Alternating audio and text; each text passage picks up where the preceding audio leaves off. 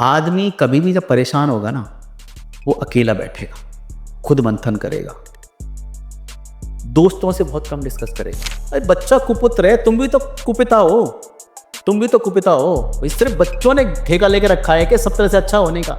माँ बाप की जिम्मेदारी क्या है? ऐसे ऐसे नार्सिसिस्ट पेरेंट मैंने देखे हैं कि अपने खुद के सगे बेटे की जमीन जायदाद को उससे बेदखल कर दिया, घर से निकाल दिया, बहू की शक्ल देखने को तैयार नहीं है, नाती पोते हो गए, दरवाजे पे आ गए, दरवाजा बंद कर दिया, नाती पोतों की शक्ल तक देखने को तैयार नहीं। ऐसे ऐसे बूढ़े बुजुर्ग लोग हैं। अब आप बताओ, बुढ़ापे में तुमको शांति कहाँ से मिल जाएगी? So I think it's worse than masturbation, क्योंकि इसमें आपको पता होता है कि कोई दूसरा इन्वॉल्व नहीं है। नहीं, it's basically rape. You being raped by your own husband. जैसे ही वो बच्चा होगा, वो औरत अब आपके घर की गुलाम बन गई पूरी। अब आप ठोक के बोल सकते हो, ठप्पा लग गया कि अब कहीं नहीं जाएगी। जलाया जा रहा है बच्चों को, या उनके ऊपर अलग अलग तरीके के वॉयलेंस किए जा रहे हैं। तो अगर 4-5 आदमियों के साथ ये हो भी गया है तो ये इतनी बड़ी कैसे बात हो गई? इसीलिए आपने देखा होगा सबसे ज्यादा लव मैरिजेस टूटती हैं। आप अगर रेशियो निकालोगे, लव मैरिज ज्यादा टूटती हैं। सबसे बड़ा रीजन पता है क्या है? Hello and welcome back once again to the Iyer show podcast. आज का एपिसोड बहुत सारे लोगों के लिए बहुत हेल्पफुल होने वाला है, क्योंकि जो हम हमारी लाइफ में देख रहे हैं, जब रिश्तों की बात होती है तो हर जगह हमको नज़र आता है डिवोर्सेस हैं, रिलेशनशिप इश्यूज हैं, टॉक्सिक पेरेंटिंग है, ऐसी बहुत सारी चीज़ें हैं। तो आज हमारे साथ जो मौजूद है एक्सपर्ट, इनको एक्चुअली किसी इंट्रोडक्शन की ज़रूरत नहीं है, क्योंकि इनको ऑलमोस्ट 2.5 से 3 करोड़ के आसपास की जनता ऑलरेडी जानती है, इनके कॉन्टेंट को फॉलो करती है। क्योंकि हम आज इंट्रोड्यूस करने वाले हैं, जो लोग नहीं जानते हैं उनके लिए, स्वामी नाविक आनंद जी को, जो बहुत ही बेहतरीन काउंसलर भी हैं, स्पेशली उन लोगों के लिए जिनके दिमाग में बहुत सारे सुसाइडल थॉट्स हैं या जो सेल्फ हार्म की तरफ बढ़ रहे हैं, और बहुत सारे ऐसे इश्यूज जो आज के टाइम पे एक्चुअली में एक रेड फ्लैग है। तो सर, सबसे पहले तो आपका स्वागत है। कैसे हैं आप?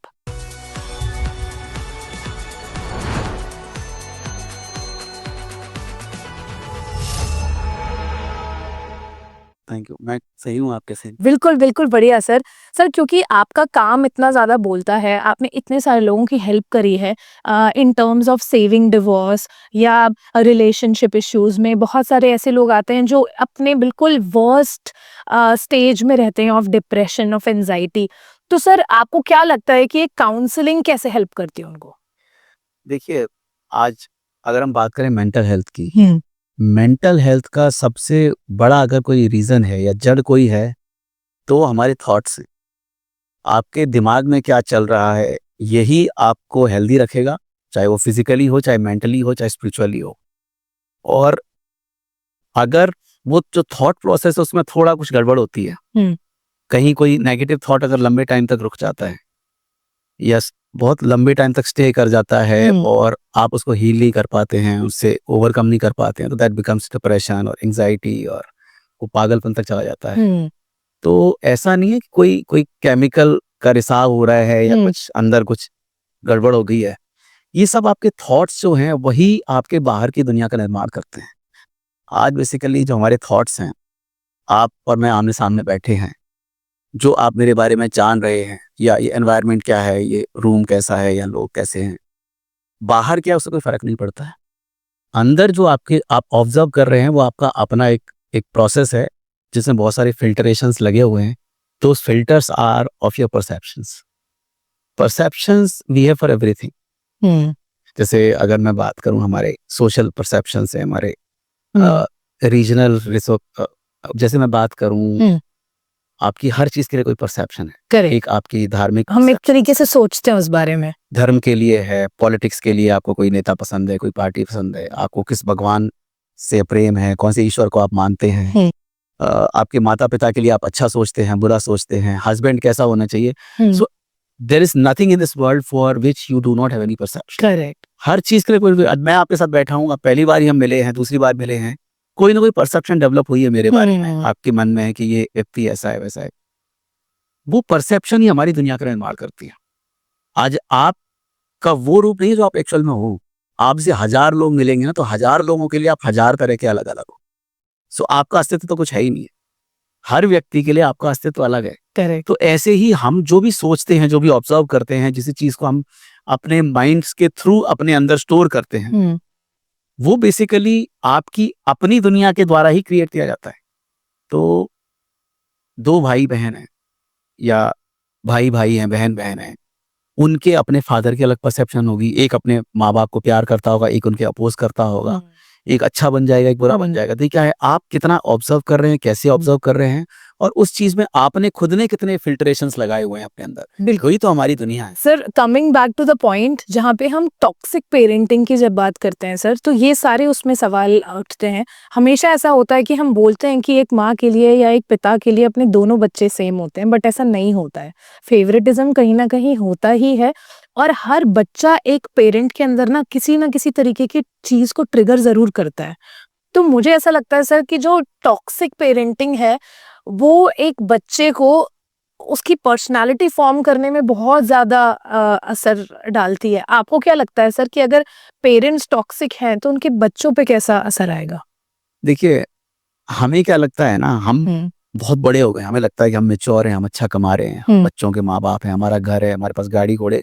हम इतने अपने आप में इतने बिज़ी हैं कि हमें यही सोचने का ध्यान नहीं है कि हमारे बच्चे वही बन रहे हैं जो हम उनको बना रहे हैं नोइंगली अननोइंगली। हुँ, बेसिकली आपके घर में जो भी हो रहा है, फर्स्ट कोई भी चीज़ बच्चे सीखेंगे ना, घर से सीखेंगे। तो जब तक वो 12-13 साल के हैं, तब तक 70-80% वो घर से सीख रहे हैं, माँ-बाप से सीख रहे हैं, भाई-बहनों से सीख रहे हैं, अपने आस-पास का एनवायरनमेंट क्या सिखा रहा है। उसके बाद में स्कूल आता है, स्कूल में वो सीखते हैं लेकिन उतना नहीं सीखते हैं, क्योंकि स्कूल में एक फिक्स फॉर्मेट है। उस फॉर्मेट में जो एजुकेशनल सिखाया जा रहा है, बिहेवियरली सिखाया जा रहा है। हमारी एजुकेशन की समस्या ये है कि हम किसी बच्चे को ये नहीं सिखाते कि जीना कैसे है, दुख-सुख में कैसे रिएक्ट करना है, कैसे उसको समझना है, कैसे उसको ऑब्जर्व करना है, कैसे उस पे रिएक्ट करना है। हुँ, आज कोई दोस्ती टूट रही है तो दोस्त को कैसे हमें मनाना है, हमें किसी ने पीट दिया है, हमारे साथ किसी ने कुछ हैरेसमेंट किया है, हमें उसको कैसे कोप अप करना है। हम ये नहीं सिखाते हैं बच्चों को। हम एबीसीडी, मैथ, साइंस सब कुछ फालतू चीज़ें सिखा देंगे जिसकी ज़िंदगी में ज़रूरत ही नहीं है। ज़िंदगी में सबसे पहले ज़रूरी है जीना। जीने के लिए क्या है कि आपको लोगों से कैसे इंटरैक्ट करना है, वो हम कहीं नहीं सिखाते हैं। ब्रेकअप्स, दोस्ती टूटना, प्यार जाना, उस पे हम किस तरह से रिएक्ट करें, कैसे उससे कोप अप करें, कैसे अपने आप को जस्टिफाई करें हुँ, ऑल दोज़ थिंग्स। या फिर हमारे साथ में जब कुछ गलत होता है, हम उससे कैसे अपने आप को एडजस्टमेंट बिठाएँ। हुँ, हमारा शोषण कभी होता है, हुँ, हम कैसे आवाज़ उठाएँ, करेक्ट। सही गलत को कैसे समझें, ये हम सिखाते ही नहीं है। तो अब प्रॉब्लम क्या है कि स्कूल में सिखाया नहीं जा रहा है, हुँ, माँ-बाप सिखा नहीं रहे हैं। तो समस्या क्या है कि हम बच्चों को ज़िंदगी जीने के लिए तैयार ही नहीं कर रहे हैं। हम सिर्फ़ और सिर्फ़ बच्चों को तैयार कर रहे हैं पैसा कमाने। रोबोट्स बना रहे हैं एक तरीके के। पेरेंट्स का काम है कि जिस अहंकार को हम टारगेट कर रहे हैं ना फुलफ़िल करने के लिए, हुँ, अच्छा क्या है, हम बेसिकली हम जिस पीढ़ी में हैं, 80s 90s में, आई एम अबाउट 40, तो 80s 90s की जो पैदाइश है ना, उन्होंने सबसे बड़ा दंश क्या झेला है, हमारे पेरेंट्स ना तो हमें तरीके से प्यार कर पाए, हुँ, ना वो सोसाइटी में ही कोई बहुत बड़े झंडे गाड़ पाए। तो उन्होंने जो झंडे नहीं गाड़ पाए ना, अब वो चाहते हैं कि उनके बच्चों से वो काम कराना चाहते हैं। तो क्या है, 80s 90s के पहले तक क्या था, अप टू 70s टेक्नोलॉजी नहीं थी, बहुत ज़्यादा पैसा नहीं था। एक गाँव में अगर कोई 2 फैमिली रह रही है, एक करोड़पति है, एक बिल्कुल हैंड टू माउथ उसका है ही नहीं है। दोनों क्या वही दाल-रोटी बनेगी, वही सब्ज़ी बनेगी, वही गेहूँ का आटा होगा, बाजरे का आटा होगा। नॉर्मल लाइफ़ में कोई बहुत ज़्यादा डिफ़रेंस नहीं होता था। डिफ़रेंस होता था संस्कारों।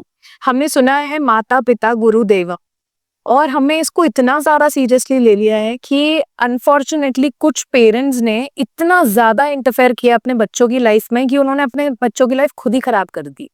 तो आपको क्या लगता है सर कि पेरेंटिंग कहाँ तक होनी चाहिए और जब एक्सेस में हो जाती है तो वो बच्चों की लाइफ बर्बाद कैसे कर देती है? देखिए, जहाँ तक हम पेरेंटिंग की बात करते हैं, हुँ, स्पेशली अभी पिछले 30-40 साल में जो हुआ है ना, हमारी सोसाइटी में बहुत बड़ा एक चेंज आया है। अप टू 70s हम एक ऐसे एनवायरनमेंट में रहते थे जहाँ पे जॉइंट फैमिलीज़ होती थी। घर का मुखिया, घर का कोई 70-80 साल का बूढ़ा व्यक्ति होता था। हुँ, 2-4 भाई हैं, उनकी वाइफ हैं, उनके बच्चे हैं, बच्चों के बच्चे तक हैं, खेती-किसानी कर रहे हैं, गाय-भैंसे हैं, सब लोग हुँ, मिल-जुल के रह रहे हैं। वो एक व्यक्ति सबको बाँध के रखता था, अपने हिसाब से चलाता था। उस समय पे सबसे बड़ी नीड क्या थी? देखिए, हमारी सोसाइटी में तजुर्बे को हमेशा से सराहा गया है, हमेशा उसको एक बहुत इम्पोर्टेंस दी गई है। तो जो 70-80 साल का उसका तजुर्बा है, जिंदगी कैसे जीनी है, फैसले कैसे लेने हैं, दुनिया से कैसे बना के रखना है। तो उस समय पे उसकी नीड थी, क्योंकि अगर आप 20 साल के हो, आपके पास ना तजुर्बा है, ना जिंदगी जीने का कोई सलीका है, ना आपको कोई नॉलेज है चीजों का, ना आपने दुनिया देखी है। तो जब आपने दुनिया नहीं देखी है, तो आपको जब सीरियस कोई डिसीजन लेने हैं, तो आप अपने माँ बाप की तरफ ताकोगे, अपने दादाजी की तरफ देखोगे कि वो आपको बताएं क्या करना है। क्योंकि उस समय पे आपको कोई बताने वाला नहीं था कि सही गलत क्या है। आज हम जिस दौर में हैं, वहां पे इंटरनेट है, गूगल है, बुक्स हैं, आप एजुकेशन अच्छी ले रहे हो, सब कुछ आपके पास में है। तो most of the questions can be answered through all these different things like internet है। कहीं से भी आप अपने सवालों के जवाब ले सकते हो। आज के इस जमाने में आपको कोई भी दुविधा है, कोई भी समस्या है, कोई भी डिसीजन लेना है आपको, आप चैट जीपीटी पे डाल दो, आपको बेस्ट से बेस्ट सोल्यूशन मिल जाएगा। और ऐसा नहीं है कि कोई ऐसे ही कोई टेक्निकल आंसर मिलेगा, प्रॉपरली जैसे मतलब, और वो फैक्ट्स के साथ में होगा, रीजनिंग होगी, उसमें सब कुछ होगा। तो आज के ज़माने में हमें इतनी पेरेंटिंग की ज़रूरत नहीं है, इतने कंट्रोल की ज़रूरत नहीं है। तो हुआ क्या, जब 70s तक ये नहीं था, हमें उसकी ज़रूरत थी। 70s के बाद में क्या हुआ, टेक्नोलॉजी आई, टीवी आई, एजुकेशन उस लेवल की हो गई, धीरे-धीरे करके अब तो इंटरनेट भी है। तो उसके बाद में हुआ क्या, इतने समय में जो 70s 80s में जो लोग थे ना, जिनका पहली बार एक्सपोज़र हुआ है सबसे, वो गाँव से बाहर निकले, शहरों में आए, नौकरियाँ करने लगे या बिज़नेस उन्होंने खोले, बाहर आके दुकानें खोली। उन्होंने एकदम पैसा देखा। जब एकदम पैसा देखा, तो ह्यूमन नेचर क्या कहता है कि जब तक कंट्रोल आपके ऊपर है ना किसी का, तब तक आप अपने हिसाब से नहीं चल सकते। गाँव में तो उनके दादाजी के और बड़े भाई हैं, कोई बड़े भाई हैं या चाचा जी हैं, वो काफ़ी कुछ इतना कंट्रोल करके रखते थे कि आप बहुत शोशेबाजी, अहंकार और इतना अकड़ में, लोगों को नीचा दिखाने में आप ना सोच भी नहीं सकते थे। अब जब आप शहरों में आ गए, कंट्रोल कोई है नहीं है। आप घर के मुखिया हो, आपके घर में बच्चे हैं, कोई ऊपर नहीं है, तो आपका अहंकार अब 7वें आसमान पे है। अच्छा, अब आप नौकरी कर रहे हो, आपके पास पैसा भी है, घर भी है, गाड़ी भी आ गई। अब आप गाँव में कहीं जाओगे तो लोगों को दिखाओगे कि आप बहुत पैसे वाले हो। तो जो 80s 70s 80s के बाद में जो लोग आए ना, जो पैसा-वैसा जिनके पास आया, बच्चे जो पैदा हुए, उनको बेसिकली वो अहंकार की तरफ ज़्यादा ड्राइव हुए। इसीलिए आप देखेंगे 80s 90s में सबसे ज़्यादा जो बच्चों का शोषण हुआ है ना, उसी समय पे हुआ है। हर घर में, मैं जहाँ तक जानता हूँ, कि औरतों को पीटा जाता था, उनको गाली-गलौज किया जाता था, बच्चों को पीट-पीट के पढ़ाया जाता था। हम स्कूल में जाते थे, हर पीरियड में मार खानी है। स्पेशली हमारे जैसे बच्चे जो बैक बेंचर्स हैं, वो तो पिटते ही थे। कभी होमवर्क पूरा नहीं है, कभी ड्रेस गंदी है, कभी नाखून बड़े हैं, कभी बाल बड़े हैं, कभी हमने कुछ बोल दिया, किसी को पीट दिया, कुछ कर दिया, तो रोज की पिटाई होनी। तो उस समय पे ये इतना ज़्यादा डिक्टेटरशिप थी बड़े लोगों की बच्चों के ऊपर, कि बच्चों को हमने कभी अपने हिसाब से उन्होंने डेवलप ही नहीं होने दिया। बच्चों को हर चीज़ सिखाई जाती थी कि ऐसे बैठना है, ऐसे उठना है, ऐसे कपड़े पहनने हैं, ऐसे बोलना है, इनके पैर छूने हैं, सोमवार को व्रत रखना है, मंगलवार पे ये करना है। हर चीज़ फिक्स फॉर्मेट था, आपको सोचने का टाइम ही नहीं दिया जाता था, आपको सोचने का अधिकार नहीं था कि आप सोचो। हर चीज़ पेरेंट आपको बताते थे क्या करना है, अगर आप नहीं करोगे, तो क्योंकि सब दुनिया में यही कल्चर था कि मार-पीट के बच्चों को ठोक-पीट के डिसिप्लिन बनाना। तो डिसिप्लिन के नाम पे पीटा गया, मारा गया, हैरेसमेंट किया गया स्कूलों में, घरों में, मोहल्लों में। उस टाइम पे दे भी देता था, गली का कोई दूसरा आदमी वही पीट के चला जाता था। अरे यहाँ कहाँ घूम रहा है, चल यहाँ से। तो बगल वाला पड़ोसी पीट गया, आपको पता ही नहीं, और आपको ठीक है यार, कोई बात, पीट गया। क्योंकि और अक्सर बच्चा कंप्लेन भी करता था ना घर में, तो मम्मी पापा को लगता नहीं था कि ये गलत है बच्चे को मारना, क्योंकि आप अगर एक छोटा बच्चा कोई दूसरे बच्चे को पीट के आया है, तो आप उसको पीट के ही समझा रहे हो कि नहीं मारा है। वो बच्चा एक्चुअली कंफ्यूज हो जाता है ये सोच के कि मम्मी अगर मुझे मारती है वो तो सही है, मैं किसी और को मार रहा हूँ वो कैसे गलत है। और बहुत सारी चीजों में सर मुझे ऐसा लगा है कि मम्मी पापा ना इमोशनली अनअवेलेबल रहे बच्चों के लिए। बिल्कुल।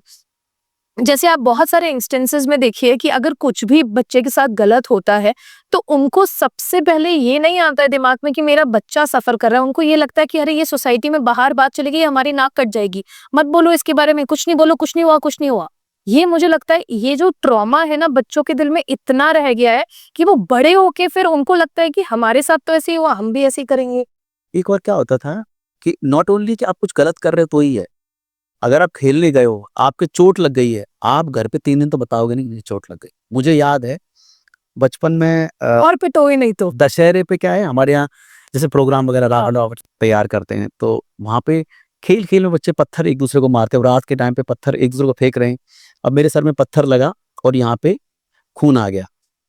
अब मुझे पता है कि घर जाऊँगा तो मार पड़ेगी। तो मैंने क्या किया, आप कहीं किसी ने बोल दिया, कहीं सुन लिया होगा कहीं कि कॉटन का कपड़ा जला के राख होती है, उसको भर लो घाव में, तो घाव भर जाता है। अब मेरे सर में घाव है, मैंने कहीं से कोई टी-शर्ट वगैरह कहीं मिल गई, कोई कपड़ा, वो जलाया, उसकी राख बनाई, रात में अंधेरे में वो राख भरी और घर पे आ गया। और आज तक शायद मेरे पेरेंट्स को पता ही नहीं कि उस टाइम पे इतना बड़ा गड्ढा था मेरे सर पे। क्यों? क्योंकि घर पे आओगे तो भी मार पड़ेगी, तुम क्यों गए थे वहाँ खेलने के लिए? क्यों तुम वहाँ पत्थर फेंक रहे थे? तो बच्चों में इतना खौफ होता था माँ-बाप का, और ऐसा नहीं है कि कोई माँ-बाप बुरे अच्छे होते हैं। एक सोसाइटी का एक कल्चर बन जाता है। आज के समय में अगर आपके घर से बच्चे के रोने की आवाज़ आ रही है ना, आपका पड़ोसी आ जाएगा, क्या कर रहे हो? और अगर 200 बार आवाज़ आई ना, पुलिस को फ़ोन करते। This happens. मैं कई बार देखता हूँ कि कुछ हो रहा है, बच्चे को रोड पे मार रहा है, तो 50 लोग आके खड़े हो जाएंगे, बच्चों को क्यों मार रहे हैं? पहले ऐसा नहीं होता था। हाँ। अरे इनका बेटा है भैया, पीट रहे हैं, इनको अधिकार है पीटने का, ऐसा होता था। तो बेसिकली उस समय के जो बच्चे, अच्छा हर चीज़ का ना 2 चीज़ होती है।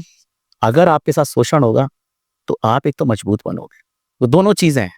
दुनिया में गलत तो कुछ है ही नहीं है। शोषण हुआ है तो भी आप मजबूत बनोगे, और अगर आपको फ्रीडम मिलेगी, प्यार मिलेगा, तो भी उसके कुछ अच्छे बुरे फ़ायदे हैं। तो ऐसा नहीं है।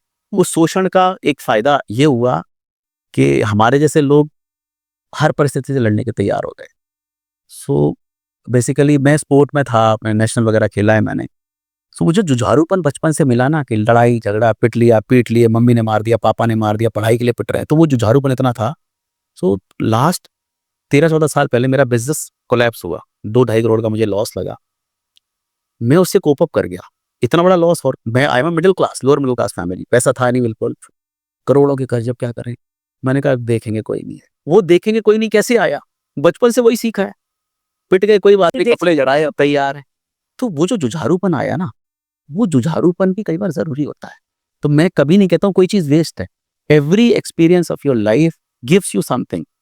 तो आपके साथ अच्छा-बुरा कुछ भी होता है ना, वो आपको कुछ ना कुछ दे के जाता है। हाँ। लेकिन लाइफ कभी सीधी नहीं सीधी नहीं चलती। चलेगी। लाइफ में कुछ ऊपर, कुछ नीचे, कुछ ऊपर नीचे जैसे चलेगा ना, वही जीवन में कुछ बड़ा पा सकता है। तो मैं यही कहता हूँ कि ठीक है, गलत हुआ है, लेकिन उसके बेनिफिट भी बहुत हुए हैं।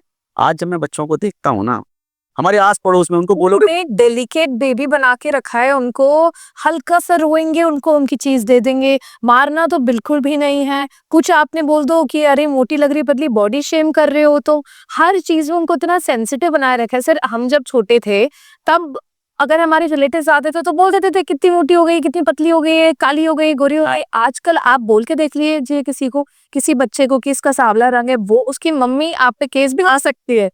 अरे आज और क्या था उस समय पे, ये नहीं है कि सिर्फ हर आदमी ऐसा था, कि बच्चे एक तरह से एक साधन है कि जिन पे आप अपनी फ्रस्ट्रेशन कैसे वो निकाल सकते हैं। तो आप ऐसा नहीं कि सिर्फ माँ-बाप पीट रहे हैं, बड़ा भाई, बड़े बहन, कोई भी पीट देता था, पड़ोसी स्कूल पीट में देते थे। टीचर्स क्या मारती थी। चाचा, मामा, ताया, ताई, उन वो लोग तक पीटते थे, और घर वाले को लगता था कि डिसिप्लिन सीख रहे हैं बच्चे। तो देखिए हर चीज़ के कुछ प्रोस एंड कॉन्स होते हैं, लेकिन हाँ, एक बात ज़रूर है कि जहाँ तक मुझे लगता है कि आपका सिर्फ काम है बच्चों को प्यार करना और फ्रीडम देना। फ्रीडम में क्या होता है, डिसिप्लिन और फ्रीडम दोनों में बहुत डिफरेंस है। जब आप डिसिप्लिन करने की कोशिश करोगे ना, आप उसको सिर्फ उतना ही सिखा सकते हो जितना आपको लगता है सिखाया जाना चाहिए, या जितना आप जानते हो। मैं जितना जानता हूँ मैं उससे ज़्यादा नहीं सिखा सकता अपने बच्चे को, लेकिन फ्रीडम दोगे ना तो आपका बच्चा आपसे 4 गुना ज़्यादा सीख सकता है। लेकिन अगर आप अपने हिसाब से कुछ बनाना चाहोगे ना, अब देखिए एक है ओरिजिनल, एक है उसकी कॉपी, और एक है कॉपी की कॉपी। अब आपके दादाजी ने आपके पिताजी को सिखाया, आपके पिताजी ने आपको सिखाया, आप अपने बच्चे को सिखा रहे हो। तो ओरिजिनल हो सकता है आपके दादाजी बहुत कुछ जानते होंगे, लेकिन आपके बच्चे के पास तो 20% ही पहुंचा ना। तो प्रॉब्लम पता है क्या हो रही है? प्रॉब्लम हो रही है कि हम हमारे बच्चों को जो सिखाने की कोशिश कर रहे हैं ना, भैया आपको खुद कुछ पता नहीं उसको क्या सिखाओगे। लेकिन यहाँ पे अब आपका आ जाए अहंकार, मैं बाप हूँ, मैं बताऊंगा क्या करना है इसको, मैं सिखाऊंगा कैसे। अच्छा आप क्या करो, सिखा कुछ नहीं रहे हो। आपके जो वर्षों की जो कुंठा आपके अंदर दबी हुई है ना, अब एक कोई आदमी सरकारी नौकरी करना चाहता था, पिताजी के पास पैसा नहीं होगा, गरीबी होगी, पढ़ नहीं पाया, पढ़ने के पैसे नहीं हुए, या फिर कहीं सिलेक्शन में कोई समस्या हो गई, जो भी है वो नहीं कर पाया। अब वो जो अपनी कुंठा अपने सर पे लेके चल रहा है ना, वो कुंठा सीधे सीधे अपने बच्चे में ट्रांसफर करता है कि तू अब बन जाइए। अच्छा बच्चा पढ़ने में अच्छा नहीं है तो भी पीछे पड़े हो, बच्चे का मन नहीं है तो भी पीछे पड़े हो, बच्चे को बिजनेस करना है तो भी, क्योंकि तुम उसको वो नहीं बनाना चाह रहे हो जो वो बन सकता है। हमेशा जब भी आप मेरे से पूछोगे ना, कोई भी व्यक्ति सही ट्रैक पे जा रहा है नहीं जा रहा, सफल होगा या नहीं सफल होगा, 3 चीजें मैं हमेशा बताता हूँ। एक, क्या वो करना चाहता है, उसकी विश क्या है, उसकी विल क्या है। दूसरा वो क्या कर सकता है, उसकी कैपेबिलिटीज, तीसरा वो क्या कर रहा है। अगर इन तीनों सवालों के जवाब एक ही है ना, क्या कर सकते हो, क्या करना चाहते हो और क्या कर रहे हो, तीनों के जवाब एक है, तो आपको सफल होने से कोई नहीं रोक सकता है। लेकिन आप क्या करना चाहते हो, क्या कर सकते हो और क्या कर रहे हो, तीनों के आंसर अलग है ना, तो आपका भगवान ही मालिक है, आप जीवन में कुछ नहीं कर सकते, ढीला नहीं उठा सकते। तो क्या हो रहा है, बच्चा कुछ करना चाहता है, आप कुछ उसको करवा रहे हो, उसकी कुछ कैपेबिलिटीज हैं, आप उससे कुछ करवा रहे हो, तो क्या हुआ, आपके फोर्स में बच्चा वो काम कर रहा है जो वो ना करना चाहता है ना कर सकता है सर। तो क्या होगा, एक टाइम पे तुम खुद ही बोलोगे निकम्मा निकल गया, इसने हमारा नाम खराब कर दिया, हमारा पूरे खानदान में हमारी बेइज्जती करा दी, ये इसने हमारा नाम डुबा दिया। अब क्या है, उस बच्चे के अंदर एक अपने अंदर कॉन्शियस गिल्ट हो गया। अब क्या होता है, जब वो गिल्ट कॉन्शियस वो बच्चा हो गया, इतना ज्यादा वो सोच रहा है उसी बात को, अब धीरे धीरे अपने ऊपर वो डाउट करने लगेगा। अब वो कुछ भी काम करेगा ना, वो लगेगा मैं तो किसी काम का नहीं। अच्छा, माँ बाप कॉन्स्टेंटली उसको टीज करते रहेंगे, क्रिटिसाइज करते रहेंगे। अच्छा, एक क्या है, आप अकेले में कोई अलग बात है, आप 10 लोगों के सामने बोलते हो। अच्छा, 10 लोगों के सामने आप क्यों बोल रहे हो, क्योंकि आप 10 साल पहले से बोलते आ रहे हो उनको कि हम अपने बच्चे को डॉक्टर बनाएंगे, हम इसको इंजीनियर बनाएंगे, आप बच्चा नहीं बन पाया। अब आपको अपने खुद से हीन भावना होती है, अब आपको खुद से शर्म आती है कि अब इनको मैंने बोला हुआ है, मेरा बच्चा कुछ नहीं कर पा रहा है, तो आप आगे जा जाके सफाइयाँ देते हो। और जब सफाइयाँ आपकी पूरी नहीं होती तो अपने बच्चों को गालियां देने लगते हो, तो निकम्मा है, कमबख्त है, इसने नाम खराब कर दिया। वो जो बच्चा था ना, वो जो बहुत कुछ बन सकता था, वो कुछ भी नहीं बन पाया। अब वो सिर्फ या तो डिप्रेशन में है, या वो एक अजीब से, कुछ लोग देखे होंगे ना, अपने घर में आ लिए, खा लिए, बैठ लिए, टीवी देख ली, उनको ज्यादा कुछ जीवन में ना कुछ पाना है, ना कुछ करना है, ना कुछ एक्सपेरिमेंट करने को तैयार है कि कहीं बिजनेस में कुछ कर लें। वो ऐसे ही रह जाते हैं, माँ बाप की मर्जी से बोल दिया दूध ले आओ, यहाँ चले जाओ, वहां चले जाओ। ऐसे बच्चा आपको खूब मिलेंगे। ये कौन है, ये वो है जिनके माँ बाप उनको बहुत कुछ बनाना चाहते हैं, वो कुछ नहीं बन पाए, उसके बाद में फिर वो सिर्फ और सिर्फ माँ बाप पे डिपेंड रहे। बहुत बार सच मैंने ये भी देखा है कि बच्चों को ना मम्मी पापा, मोस्टली पेरेंट्स ऐसे होते हैं जो अपने बच्चे का अच्छा ही चाहते हैं, लेकिन वो अच्छे चाहने के चक्कर में ना वो इतना ज्यादा इंटरफेयर कर देते हैं, हर डिसीजन वो खुद लेंगे। शादी भी होगी तो वो बताएं कि कहाँ पे होनी है, पढ़ाई भी तुमको ये करनी है। तो ऐसे सिचुएशन में सर वो बच्चा डिप्रेशन में जा रहा होता है, मम्मी पापा को पता नहीं चलता, वो सोचते हैं हम तो अच्छा ही चाहते हैं अपने बच्चे के लिए, लेकिन वो इन अ वे उस बच्चे की लाइफ पूरी स्पॉइल कर देता है। मेरे पास में बहुत सारे मैसेजेस आते हैं, कॉल्स आते हैं। मेजर प्रॉब्लम ये होती है कि माँ बाप जबरदस्ती शादी करना चाहते हैं। मतलब माँ बाप का सबसे पहला एक टारगेट ये है कि शादी करनी है, लड़का हो या लड़की हो। अच्छा, कौन है, कैसा है, अब इसमें भी क्या है, जब वो सिलेक्शन करेंगे ना, तो वो ये नहीं देखेंगे कि लड़का या लड़की कैसे है, सामने वाली पार्टी, वो ये देखेंगे माँ बाप कितना कमा रहे हैं, मेरे कास्ट है कि नहीं, हाँ, उनका सोशल स्टेटस कैसा है, हमारे कास्ट का है कि नहीं है, पैसा है कि नहीं है, सब चीज देखते हैं। कि वो जो मेन है ना, कि लड़की है तो लड़का कैसा, लड़का है तो लड़की कैसी है, वहां पे आप ध्यान नहीं देते हो। वहां भी आप क्या अपने अहंकार को पोषित करनी। मैंने बहुत से माँ बाप को देखा है, रिटायरमेंट हो गया, पैसा आया है, अब इस पैसे से क्या करना है, शादी करो। जो लड़की 18 साल की है, शादी कर, लड़का तुम्हारा छोटा है, शादी कर दो, कर नहीं रहा है तो भी शादी करो। वो उनको क्या लगता है पता है क्या, आज हमारे पास पैसा है, हम दुनिया में दिखावा, मेन क्या है, दिखावा ही है ना। आप लोगों के सामने, दुनिया के सामने दिखावा कर रहे हो, बड़े बड़े आपने हॉल बुक किए हैं, आपने इतना बड़ा रिजॉर्ट बुक किया शादी के लिए, और इतना गिफ्ट आ रहे हैं, साड़ियाँ आ रही हैं, ले रहे हो, दे रहे हो, क्या कर रहे हो, आप दुनिया में दिखाने की कोशिश करोगे हम कितने पैसे वाले हैं, हम कितने बड़े आदमी हैं। तो आप बेसिकली वो जो पैसा आपके पास आया ना रिटायरमेंट का, आप उसको सिर्फ और सिर्फ अपनी शोशेबाजी में खर्च करना चाहते हो। अब और तो कुछ आप कर नहीं सकते। आपके पास सबसे अच्छा माध्यम है, बच्चों की शादी कर दो, आलीशान शादी करो, दुनिया सब देखे, बड़े पैसे वाले। भले ये पैसा है या नहीं है, लोन से कर रहे हो वो अलग बात है, लेकिन पहला आपका मकसद है कि हमें शादी करनी है, दुनिया में दिखाना है कि भले बच्चे खुश हो या नहीं हो उसमें से। अब क्या होता है कि आपने बच्चों की शादी तो जबरदस्ती कर दी। अब जैसे लड़का लड़की अगर कमा नहीं रहे, लड़की अगर कुछ नहीं कर रही है, तो वो डिपेंडेंट है। जो डिपेंडेंट होता है वो तो वैसे भी आधा तो वैसे ही आपके कब्जे में होता है। अब आप, लड़का है, लड़को घर से निकाल दोगे, सोचेगा यार बात नहीं मानेंगे, घर से निकाल देंगे, या जमीन जायदाद से बेदखल कर देंगे। आजकल तो एक नया टैक्स चला है कि जमीन जायदाद से बेदखल कर देंगे, और खूब होता है। नई बात मानोगे तो वो पेपर बना के दिखा देंगे, देखो तुम गलत कर दिया, तुम जाओ। तो उस डर में कई सारे बच्चे हाँ बोल देते हैं। कई बार क्या होता है कि माँ बाप कॉन्स्टेंटली बचपन से एक उम्र तक बच्चों को इतना कंट्रोल रखते हैं कि बच्चों ने, उनके घर में एक पैटर्न बना हुआ है कि माँ बाप की बात टाल ही नहीं सकते। ऐसा पैटर्न है कि आपके घर में कल्चर क्या है, देखिए नॉर्मल बात होती है, आपके घर में भी कुछ ऐसा होगा कि हस्बैंड वाइफ में जो बोलता है वही बोलता है, दूसरा सुनता है। अब ऐसा नहीं कि वो बोलना नहीं जानता, वो भी बोलना जानता है, लेकिन एक कल्चर डेवलप हो गया, उस कल्चर को अब वो तोड़ नहीं सकता है, क्योंकि वो उस पैटर्न में बंध गया है। ऐसे ही बच्चे ऐसे पैटर्न में बन जाते हैं कि आखिरी टाइम तक माँ बाप की बात नहीं टालते, भले वो कुएं में गिराते। तो क्या होगा, आपने जबरदस्ती शादी कर दी, बच्चे ने शादी कर ली, विरोध किया होगा, नहीं माना, उसके बाद में फिर आप जैसे केसेस देखते हो आजकल के, पति को मार दिया या नीले डाइवोर्स हो गए। पहाड़ों से फेंक दिया। अच्छा सर, मेरे को एक बात और जाननी है इसकी। तो सर जैसे अभी हम देख रहे हैं कि नीले ड्रम का केस आ रहा है और पहाड़ों से धक्का देने वाली बात है। बहुत सारे जो ऑडियंस है हमारी को ये भी बोलती है कि हमको शादी नहीं करनी भाई, जिंदा रहना है तो शादी मत करो। तो सर मैं ये जानना चाहती हूँ कि इतने सालों से जो औरतों पे अत्याचार हो रहे हैं, जलाया जा रहा है औरतों को या उनके ऊपर अलग अलग तरीके के वॉयलेंस किए जा रहे हैं, तो अगर 4-5 आदमियों के साथ ये हो भी गया है तो ये इतनी बड़ी कैसे बात हो गई? हालांकि किसी को भी मारना गलत है, लेकिन ऐसा क्यों हो गया भाई कि अरे नहीं ये आदमी लोग अब सेफ नहीं है, औरतें तो शुरू से सेफ नहीं थी। नहीं, किसी को भी मर्डर को जस्टिफाई करना तो गलत है, लेकिन हाँ, शोषण किसका होता है? शोषण उसका होता है जो कमजोर है। अगर हम देखें शारीरिक तौर पे, मानसिक तौर पे और सामाजिक तौर पे, मर्द डोमिनेटिंग है, मर्द का डोमिनेंस है, वो हर तरह से दबा के रखता है औरतों को, उसके हिसाब से सोसाइटी के रूल्स हैं वो मर्दों ने बनाए हैं। औरतों को कैसे चलना है, कैसे उठना है, कैसे बैठना है, कैसे काम करना है, औरतों ने डिसाइड किया है। सॉरी, मर्द ने डिसाइड किया है। कैसे औरतों को कैसे उठना है, कैसे बैठना है, कैसे काम करना है, कैसे चलना है, कैसे फिरना है, कैसे कपड़े पहनना है, ये मर्द डिसाइड करते आए हैं। तो हमेशा से मर्दों का डोमिनेंस रहा है, जो ताकतवर होगा वो डोमिनेट करेगा। तो अगर एक हट्टा कट्टा आदमी को अगर किसी हट्टे कट्टे आदमी को अगर कोई औरत मार देती है, तो सबसे पहली बात तो है कि औरत की साइकोलॉजी ऐसी है नहीं कि वो किसी को मार सके। औरतों की साइकोलॉजी किसी को मारने की है ही नहीं है। वो औरतें जो कॉकरोच देख के चीखने लगती हैं, जो चूहा देख के घर से बाहर चली जाती हैं, जो छिपकली देख के डर जाती हैं, जो खून देख के बेहोश हो जाती हैं, सबसे पहली बात तो ये कि औरतें, सी फीमेल आर सॉफ्ट। आपकी मर्द औरतों की जो प्रकृति है ना, वो बड़ी सौंदर्य वाली है, वो बड़ी सौम्य है, बड़ी कोमल है, बड़ी ममता और करुणा और दया, ये औरतों का भाव है।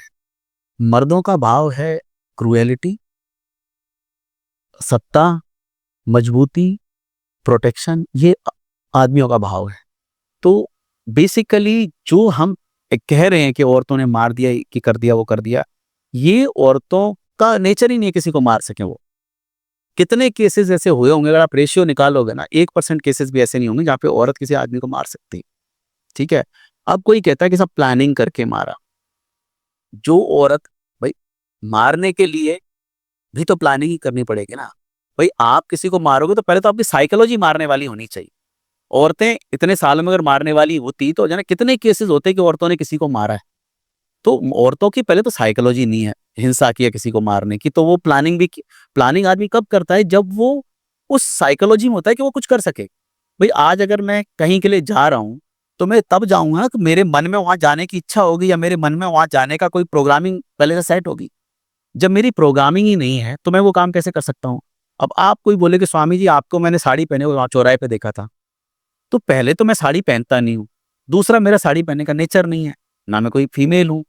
तो ये बात पहले ही गलत साबित हो जाती है कि कोई भी औरत अगर कोई ऐसा काम कर रही है जो उसकी प्रकृति का हिस्सा नहीं है, जो उसकी साइकोलॉजी नहीं है, तो सबसे पहले तो ये चीज संभव ही नहीं। दूसरी बात ये आती है कि अगर फिर भी किसी ने किया है तो मैं कहता हूँ 0.01% केसेस हो भी सकते हैं, बट वहां पे भी किसी औरत को कटघरे में हम खड़ा डेफिनेटली कर सकते हैं। लेकिन मैं यही बोलूंगा कि सोसाइटी को क्या है, हमेशा पिक्चर्स या झूठे परसेप्शंस दिए जाते हैं। सोसाइटी को झूठी मूठी कहानियां सुनाई जाती हैं, चाहे वो मीडिया हो, अखबार हो, सोसाइटी हो, हम लोगों को। क्योंकि आजकल हर चीज पैसा है। News is money, even podcast is money, social media is money. जो भी चल रहा है ये वो नहीं दिखा रहे हैं जो दिखाना चाहिए, ये वो दिखा रहे हैं जिससे ज्यादा पैसा है। आज हम पॉडकास्ट में ऐसी बात करेंगे जो ज्यादा वायरल, पॉडकास्ट में हम ऐसी बात नहीं करेंगे जो सही हो। ये तो दुनिया में होता है। तो हर कुछ टीआरपी है। आज नीला ड्रम है या जो भोपाल वाला केस है या इंदौर वाला केस है, ये क्या है? मीडिया को इससे जो पैसा आता है ना, एक केस में करोड़ों रुपए आता है इनके पास में, एक स्टोरी चलाने पे, एक न्यूज पे जो बार बार डिबेट होते हैं, क्या है? ये पैसा इन्वॉल्व है। इसलिए इस चीज को इतना हाइप कर दिया जाता है कि जो भी और फैक्ट्स होंगे ना उनको दबा दिया जाता है। क्योंकि मैं ये मानता हूँ कि अगर कोई लड़की है, वो किसी लड़के से प्यार करती है, अच्छा, वो लड़के की शक्ल देखोगे तो आपको लगेगा ही नहीं कि लड़का इस लायक भी है। चलो हम फिर भी मान लेते हैं लड़की इस लड़के से प्यार करती है। जो लड़की आज किसी को मारने की प्लानिंग कर रही है, अपने पति को मारने की प्लानिंग कर रही है, ऐसी बात नहीं कि उसने विरोध नहीं किया होगा। आज अगर वो मारने का डिसीजन उसने लिया है या किसी दूसरे के कहने पे लिया है, किसी दूसरे के प्लान में वो शामिल हुई है, ऐसी बात नहीं कि उसने विरोध नहीं किया होगा। जो आज मारने को तैयार हो गई, वो शादी से पहले उसने डेफिनेटली माँ-बाप को बोला होगा। माँ-बाप चूँकि डिक्टेटर हैं, वो कभी अपनी बेटी की बात ही नहीं सुनना चाहते हैं, तो वो क्या करेंगे, ज़बरदस्ती अपने हिसाब से उसको ड्राइव करने की कोशिश करेंगे। उसको डरा के, धमका के, उसको अपने खानदान की शान को वो नो कि तुम खराब कर रहे हो, हमारा नाम खराब हो जाएगा, दुनिया हमारे को थूकेगी। इमोशनली ब्लैकमेल, प्रेशर करके उसकी शादी आपने करा दी। तो यहाँ पे दोष किसका है? दोष तो माँ-बाप का है ना। एक लड़की आज हिंसक बन गई है, उसमें माँ-बाप का दोष है, सोसाइटी का दोष है। दूसरा, जिस लड़की ने आज लड़के का मर्डर कर दिया, हो सकता है उसने उस लड़के को भी बताया हो कि मेरा ऐसे करके मैं किसी को प्यार करती हूँ और मैं मुझे नहीं करनी चाहिए शायद। क्योंकि मैं कैसे मान लूँ, आप बताओ, 2 रिपरकशंस हैं किसी चीज़ के। एक, अगर आप शादी से पहले झगड़ लोगे, लड़ लोगे, 2-4 थप्पड़ पड़ेंगे, 2-4 बार माँ-बाप टीज़ करेंगे, इससे ज़्यादा कुछ नहीं होगा। दूसरा है, आप किसी का मर्डर करोगे, आप जेल जाओगे, आप 7, 8, 10 साल जेल में काटोगे, आपकी जवानी पूरी जेल में कट जाएगी। वापस आओगे तो भी कोई जीवन नहीं होगा, कोई तुमसे शादी नहीं करेगा, हर आदमी तुमको देख के धिक्कारेगा, हर आदमी तुमको गाली देगा। इतना बड़ा कॉस्ट अगर कोई पे करने को तैयार है, तो या तो वो पागल है, फिर तो उसको माफ़ ही कर दो कत्ल से। अगर पागल ही है, इतना बड़ा डिसीजन कोई पागल ही लेगा। आप अपनी पूरी लाइफ को ताक पे रख के ऐसा काम कर रहे हो, तो या तो वो बंदा पागल है और पागलपन में कोई कुछ भी कर रहा है तो माफ है फिर, या उस व्यक्ति को मजबूर किया गया है ऐसा करने के लिए। तो अब जैसे ये तो अपनी चलिए एक साइड ऑफ स्टोरी हो गई, लेकिन बहुत बार सर ये भी मैंने सुना है कि एक घर में शादीशुदा जो जोड़ा होता है, उनके बीच में अगर बहुत तनाव है, झगड़े हो रहे हैं, तो उनके जो पेरेंट्स होते हैं, हमारे जो बुजुर्ग हैं, वो ये बोलते हैं तुम बच्चा पैदा कर लो, सब ठीक हो जाएगा। How can a child be a solution to parents problem sir? आपको क्या लगता है, आपके घर में भी ऐसी कोई बात हुई है कभी? नहीं, मैं बताता हूँ इसका बेसिकली रीजन क्या है। जब एक लड़की किसी नए घर में शादी करके आती है, सबका काम है पहले उस लड़की की प्रोग्रामिंग करनी।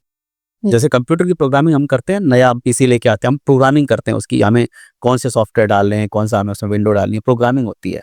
ऐसे ही जब हम किसी लड़की को लेके आते हैं ना, तो हम उसकी प्रोग्रामिंग करते हैं कि इसको पहले अपने हिसाब से हमारे कल्चर में ढालना है। हमारे यहाँ पे पापा की चलती है, पापा के सामने इसको बोलना नहीं है, मम्मी की हर बात मानी है, उनकी सेवा करनी है, पति के जगने से पहले जगना है, घर में साफ सफाई करनी है, पूजा पाठ करना है, हर चीज हमने पहले से प्री फिक्स करके रखा है कि ये सब हमारे रूल हैं, ये हम मनवाएंगे। ठीक है, अब उनको मनवाने के लिए जैसे ही लड़की आती है, आप अपनी वहां से प्रोग्रामिंग चालू कर देते हो। अब वो प्रोग्रामिंग के तरीके क्या हैं कि प्यार से तो, अब चूंकि क्या हुआ कि यहाँ पे मैं पूरी साइकोलॉजी समझाता हूँ होता क्या है। जब लड़की घर में आई, अब जो सास है, सालों से उस घर में उसका राज चल रहा है, सालों से वो डिक्टेट कर रही है सबको, बच्चा उसका कंट्रोल में है, वो जो बोलेगी वो लड़का मानता है, मम्मी से हर चीज के राय मशवरे करता है, हर बात पूछता है, मम्मी कहीं कोई बात होगी पहले मम्मी से बात करेगा, पापा से कुछ चाहिए तो भी मम्मी को बोलेगा, तो उनका बॉन्ड अच्छा बना हुआ है। जैसे ही ये लड़की आई, वैसे ही अब जो अधिकार अब तक माँ के पास थे, उसमें से कुछ अधिकार उधर शिफ्ट हुए। अब वो लड़की के साथ कुछ कमरे में समय बिताएगा, उसको प्यार करेगा, डिसीजन में उसको शामिल करेगा, कहीं घूमने जाना है इसको लेके जाएगा, कहीं शाम को घूमने जा रहे हैं तो पहले माँ को लेके जाता था रेस्टोरेंट में, अब अपनी वाइफ को लेके जाएगा। और कहीं ना कहीं लगता भी, नई नई शादी होती है, नई नई शादी में आप जानते हैं कि हमारी कुछ कामनाएं, कुछ वासनाएं, कुछ हमारी शारीरिक, मानसिक, कुछ प्रेम, कुछ बहुत सी चीजें जागती हैं, बहुत सारे हार्मोन्स एक्टिव होते हैं। तो उस समय पे उसको नई नई चीजों में एक्साइटमेंट वो आती है लाइफ में उस समय, तो वो बाकी दुनिया को कुछ समय के लिए भूल ही जाता है। अब इतने सालों का एक सूखा है जीवन में, अब बारिश की बूंदें गिरेंगी तो आदमी पहले नहाएगा। तो जब पहली पहली शादी होती है तो आदमी 1 आध साल तक तो उस प्रेम में डूबता है, उस प्रेम का आनंद लेता है। अच्छा, माँ को क्या लगता है कि यार अब अच्छा ये अननोइंगली हो रहा है, माँ नहीं चाहती घर टूटे, लेकिन उसके मन में क्या चीज बैठ रही कि पहले मेरे से बात करता था, अब ये मुझे टाइम नहीं देता है, मेरे से पूछता नहीं है। आपके हाथ का कंट्रोल चला गया। जैसे ही आपके हाथ का कंट्रोल जाएगा ना, आप छटपटाओगे। आपने कभी नौकरी करी होगी तो उसमें क्या होता है, जैसे आपके पास रिस्पॉन्सिबिलिटी है, सपोज आपके पास में 20 कस्टमर्स हैं, एक नया बंदा आया, अब आपकी बॉस ने बोला कि 10 कस्टमर इसको देने हैं। अब आपकी सैलरी ऐसा नहीं कि आधी हो जाएगी, आपकी सैलरी में कुछ फर्क पड़ेगा या कुछ, लेकिन आपको 10 कस्टमर दोगे नहीं, भले आपसे संभल नहीं रहे हैं, लेकिन एडिटोरियल हो जाते हो ना आप। अभी भाई मेरा बिजनेस मैं कैसे दे दूं, आप यहाँ ईगो आपका आ गया। ये अब यह क्या हुआ, अधिकार जैसे ही बटे ना, माँ अननोइंगली उस लड़की को अपना ओपोनेंट मानने लगी। अब वो आपस में उनमें अब दुश्मनी पैदा होने लगी। क्यों? क्योंकि अब वो अधिकार सारे उधर चले गए। अब यहाँ पे क्या होता है कि जो समय माँ को जा रहा था उधर जा रहा है, जो अटेंशन माँ को जा रही थी उधर जा रही है। अब यहाँ दुश्मनी पैदा होगी। अब क्या है कि एक और काम होता है कि जब नई नई शादी होती है, जो ससुर होता है ना, उसको बहू बड़ी पसंद होती है, क्योंकि वो उसको लगता है मेरी बेटी है। और घर में जब महिला आती है, बेसिक और भी opposite sex, it's not only about sexual, I am saying opposite sex, जैसे सास को दामाद बड़े पसंद होते हैं, ससुर को बहुएं बड़ी पसंद होती जैसे बेटी की तरह। भाई पापा को बहुत पसंद होती है, हाँ को बेटा। क्योंकि लड़की लड़की होंगी, जैसे भले वो बूढ़ी है और ये जवान है, तो उनमें एक द्वंद्व होना है, और ये साइकोलॉजिकल है। ये ऐसा नहीं कि कोई किसी के मन में कोई बुराई है कि वो उससे वो करेगा। तो एक साइकोलॉजिकल एक ऐसा वो होता है कि दो लोगों में जहाँ पे ऑपोजिट है वो उनमें अपने आप एक बॉन्ड बनने लगता है। तो सास और बहू में, ससुर और बहू में, तो ससुर बहू में एक बॉन्ड बनना शुरू हो जाता है। वो अपनी बेटी की तरह मानेगा, वो बड़ा उसको पूछताछ करेगा हर चीज में, कोई फैसले ले रहे हैं, बेटा आप भी आ जाओ, आप भी शामिल हो। जैसे ही ससुर बहू को अटेंशन देगा, अब सास की नजर में अपना पति खटकने लगेगा कि यार ये तो इसको अटेंशन दे रहा है। अब और ज्यादा बड़ी समस्या हो गई, क्योंकि इधर आधे अधिकार इधर के गए थे, आधे अधिकार इधर के भी चले गए। कि वो दवाई देने गई ससुर जी को कि पापा आप दवाई ले लो, आपने दवाई ले ली, पापा आप चाय पी लो। अब इसके छाती पे सांप लौटेंगे कि ये तो दवाई भी पूछ रही है, ये तो खाने का भी पूछ रही है। सर वो तो कंसर्न है एक उनका, और क्या कि आप समझ नहीं, लेकिन अननोइंगली हो रहा है ना, इट्स साइकोलॉजी। हाँ। साइकोलॉजिकली वो सोचेगी कि अब ये मेरा कब्जा हर चीज में ले रही है। अब उसको इनसिक्योरिटी होगी, क्योंकि क्या होता है देखो, औरत की अगर स्पेशली एक हाउस वाइफ है ना, उसकी सारी दौलत होती है उसकी जिम्मेदारी। उसके पास है क्या? एक हाउस वाइफ के पास मिला जुला के सिर्फ जिम्मेदारियां होती हैं, जिस तो उसका अधिकार होता है। जो रोज वो खाना बना रही है, सबको खाना दे रही है, जो सबको प्यार कर रही है, जो सबके कंसर्न्स को इकट्ठा करके उसके हिसाब से डिसीजन ले रही है, उस औरत की पूरी दौलत वही है। वो दौलत जब उससे छीनी जाएगी, तो वो तो वहां पे उसको बड़ा दिक्कत होगी, तो वो बहू से दुश्मनी हो गई। ये सब अननोइंगली चल रहा है। अब इधर वो औरत थी, पति, अब वो क्या करेगी, अब यहाँ पे बहू पे जोर लगाने से पहले पति की तरफ, अब पति को वो कंट्रोल करने की कोशिश करेगी। अब क्या है, पति को भरेगी बहू के खिलाफ, ये ऐसी है, ये ऐसा करती है, ये वैसा करती है, ये वैसा करती है। अच्छा, इसको पता है कि उसकी चाबियां क्या है, ये अपने पति को सालों से जानती है, कैसे उसको कंट्रोल करना है, कैसे उसको घुमाना है। अब ये अपने पति को अपने हिसाब से घुमाएगी। अब धीरे धीरे करके 4-6 महीने में क्या होगा, जो पति बड़ा प्यार करता था बहू को, बड़ा सम्मान करता था, अब वो बहू से धीरे धीरे करके कटने लगेगा, उसमें कमियां निकालने लगेगा, क्योंकि ये बार बार बोलेगी। तो धीरे धीरे करके अब वो लड़की अकेली रह गई, ससुर भी अलग हो गया, सास तो अलग थी। अब यहाँ पे दो पार्टी हो गई, बहू अकेली है। अब क्या है, अब ये लड़का है, सालों से इनके कंट्रोल में रहा है, ये अपनी बीवी को प्यार करता है, उसके साथ समय बिताता है। अब ये दोनों लड़के को भरना चालू कर देंगे। क्या रीजन पे? मैं बीमार थी, इसने पूछा नहीं, मुझे दवाई नहीं दी, देखो 3 बज गए थे, इसने खाना नहीं दिया मुझे, मैं मेरी चिंता ही नहीं करती है, इसको तरीका नहीं है बात करने का, दिन भर अपनी माँ से। अच्छा, यहाँ एक और बात है, यहाँ एक और बात क्या आई कि वो लड़की अकेली पड़ रही है। अब वो क्या है, या दो पार्टियां हैं, लड़की अकेली है। लड़की अब अपने को स्ट्रांग बनाने के लिए क्या करेगी, कहीं से उसको मॉरल सपोर्ट चाहिए, वो अपने माँ बाप को फोन करेगी, अपनी बहन को फोन करेगी। जैसे ही फोन करेगी, एक नया मुद्दा घर में उठ गया। दिन भर माँ बाप पे बातें करती है, इसकी माँ इसको भरती है, इसकी बहनें इसको भरती रहती हैं, हमारे खिलाफ जहर उगलती हैं वो। अब क्या है, घर में ऐसा माहौल बना दिया कि ये सारा कुछ वहां से डाउनलोड कर रही है। अब यहाँ से क्या होगा, जितना उस लड़की को कोसा जाएगा, वो लड़की गिल्ट फीलिंग में आके माँ बाप से ही बात करना कम कर देगी। क्यों? क्योंकि तुमने इतना भर दिया, सब नोइंग, सब जानबूझ के कर रहे हैं ये लोग। अब वो क्या है, अपने माँ बाप से धीरे धीरे कटना चालू हो जाएगी। क्यों? क्योंकि डेली वही कहानी है, वो इसका पति यार वो भी ये बोल रहा है, तुम दिन भर बात करती हो, ये करती हो। तो इन सब चीजों से क्या हुआ है, यहाँ पे ये पार्टी जो स्ट्रांग थी, ये वाली पार्टी थोड़ा बहुत बात कर रही थी, उधर से भी कट गई तो और वीक हो गई। अब ये क्या करेंगे, अब यहाँ पे उस लड़के को भरना चालू करेंगे कि ये हमारा ध्यान नहीं रखती है, इसको तमीज नहीं है, सब पता नहीं किस किस से बातें करती रहती है। जब कुछ पैदरा नहीं चलता ना, तब ये नई बात आती है, पता नहीं किस किस से बातें करती है, क्या करती है, कपड़ों पे बोलने लगेंगे कि देखो ऐसे कपड़े पहनती है, इसको अकल नहीं है, घर में है साड़ी पहने, ससुर जी पास में घूम रहे हैं, ससुर जी के सामने ऐसे दिखाती फिरती है।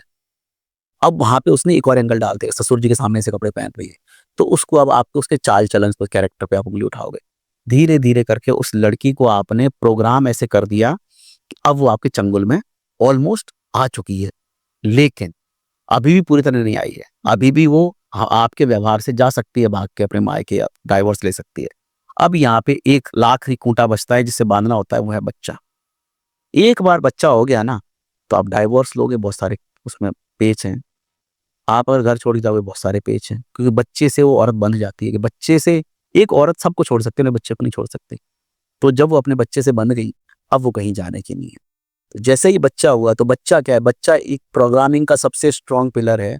जैसे ही वो बच्चा होगा, वो औरत अब आपके घर की गुलाम बन गई पूरी। अब आप ठोक के बोल सकते हो, ठप्पा लग गया कि अब कहीं नहीं जाएगी, क्योंकि बच्चा भी हो गया, माँ बाप से भी आपने काट दिया।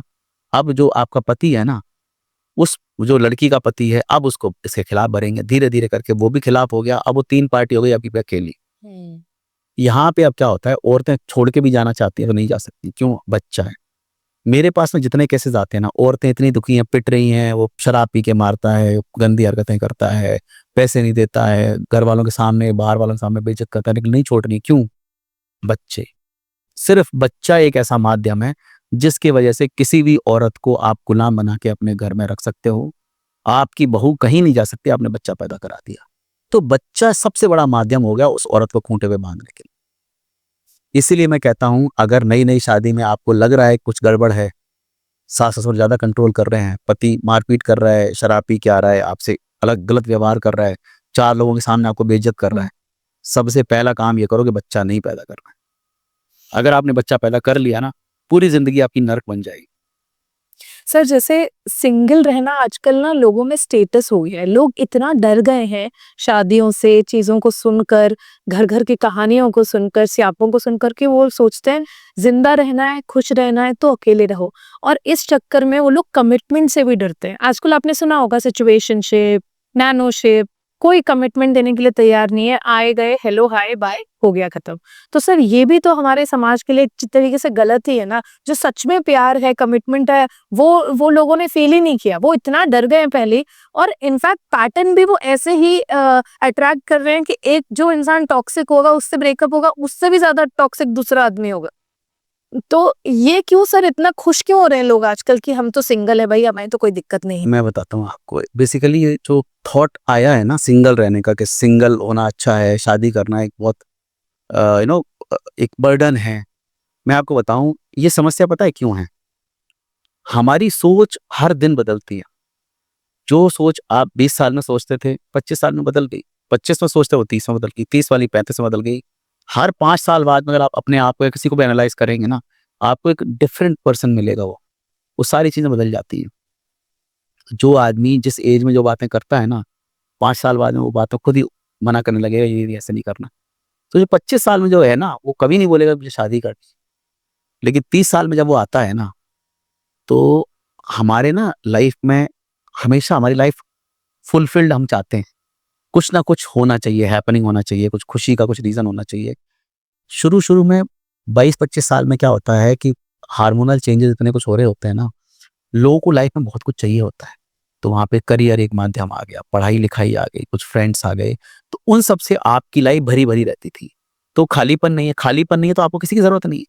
वहां पे आप कहते हो अरे शादी की जरूरत नहीं है यार, मेरे दोस्त हैं, मेरे माँ बाप हैं, उनकी सेवा करूंगा। लोग बड़े शान से बोलते हैं, माँ बाप की सेवा करूंगा मैं क्यों करूँ शादी? माँ बाप की सेवा करूंगा, कब तक करोगे? तुम्हारी उम्र 30 साल है, माँ बाप की उम्र 70 साल है। 5 साल कर लोगे सेवा, फिर तुम क्या करोगे? माँ बाप तो फिर दूसरे के माँ बाप लेके आओगे, किसकी सेवा करोगे? अपनी जिंदगी भी तुमको बनानी है। तो क्या होता है कि जो सोच आपकी हर 5 साल में बदल रही है, उसके हिसाब से आप डिसीजन कैसे ले सकते हो? आज आपने डिसीजन लिया कि मुझे शादी नहीं करनी है 25 साल पे, 30 साल पे आपका डिसीजन चेंज होगा। क्यों चेंज होगा? कि अब तक जो भरी भरी लाइफ थी ना, दोस्तों से, करियर की एक्साइटमेंट, कॉलेज में, स्कूल में, ये लाइफ में पार्टीज हो रही हैं, दारू पी रहे हैं, मजे कर रहे हैं, इसके अलावा आप सुध नहीं थी, तो आपको जरूरत नहीं थी। जैसे ही आप करियर में आगे बढ़े, 30 साल आते आते आप कमाने लगे, अब आपके दोस्त छट गए, कुछ बाहर चले गए, कुछ फॉरेन में चले गए, कुछ उससे दोस्ती टूट गई, कुछ ने पैसा उधार ले लिया, उन्होंने वापस नहीं किया, कुल मिला के 2-4 दोस्त बचते हैं। अब आपकी लाइफ में क्या रहा? ऑफिस जहाँ पे स्ट्रेस है, घर जहाँ पे माँ-बाप बूढ़े हो चुके हैं, उनसे आप अपनी बातें कर नहीं सकते हो। Now you start feeling you need someone. अब फीलिंग किससे शेयर करोगे? मेन चीज़ तो क्या है कि हमारी फीलिंग ही है ना, आपका जीवन है क्या? आपकी फीलिंग, आपकी आपके सोचते हो, कोई तो शेयर करने वाला हो ना। कोई शेयर करने वाला नहीं, इसीलिए तो आप देखो ना, हम जैसे आपने इतने सारे टर्म्स गिनाए, नैनो शेप और ये सब चीज़ें, अमेरिका में ये सब चलता है। अमेरिका में आपने सुना होगा 55% लोग डिप्रेशन की दवाइयाँ खाते हैं। 55% लोग, मोर देन 50% लोग डिप्रेशन की दवाइयाँ खा रहे हैं, मानसिक रोगों की दवाइयाँ खा रहे हैं। क्यों खा रहे हैं?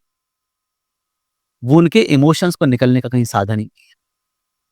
18 साल में, 17 साल में बच्चे घर छोड़ देते हैं, फिर कभी बुढ़ापे में या मरने से पहले 2-4-5 बार बच्चे मिलते होंगे। हर आदमी अपनी लाइफ में बिजी है, हर आदमी अपनी, अब बिजी कहाँ है? बिजी कहीं नहीं है, they are searching for something. Whole life we keep searching something in our life. पूरी लाइफ में आप सिर्फ सर्च करते हो, आप जी नहीं रहे, आप सिर्फ सर्च कर रहे हो। अभी हम करियर में कुछ सर्च कर रहे हैं, रिलेशनशिप में कुछ सर्च कर रहे हैं, सामाजिक तौर पर कुछ सर्च कर रहे हैं, सर्च में ही चला जाता टाइम। हमें बेसिकली इस दुनिया में जिंदगी में पाने जैसा कुछ है ही नहीं। सिर्फ जीवन पूरा दौड़ का नाम है, आप दौड़ रहे हो कुछ पाने के लिए, आपको पाना कुछ है ही नहीं। तो क्या हो रहा है कि हम जिन रिश्तों की बात कर रहे हैं ना, कि ये छोटे-छोटे रिश्ते जो बन रहे हैं आज की डेट में, शादी नहीं करनी, ये नहीं करनी, वो नहीं करनी, ये क्या है? ये सब डिप्रेशन के, ये मानसिक बीमारियों का घर है। कोई आया जीवन, अब आपको पता है, आप भी नैनोशिप में विश्वास करते हो, 4 दिन 6 दिन का रास्ता है, वन नाइट स्टैंड है, ये सब क्या है?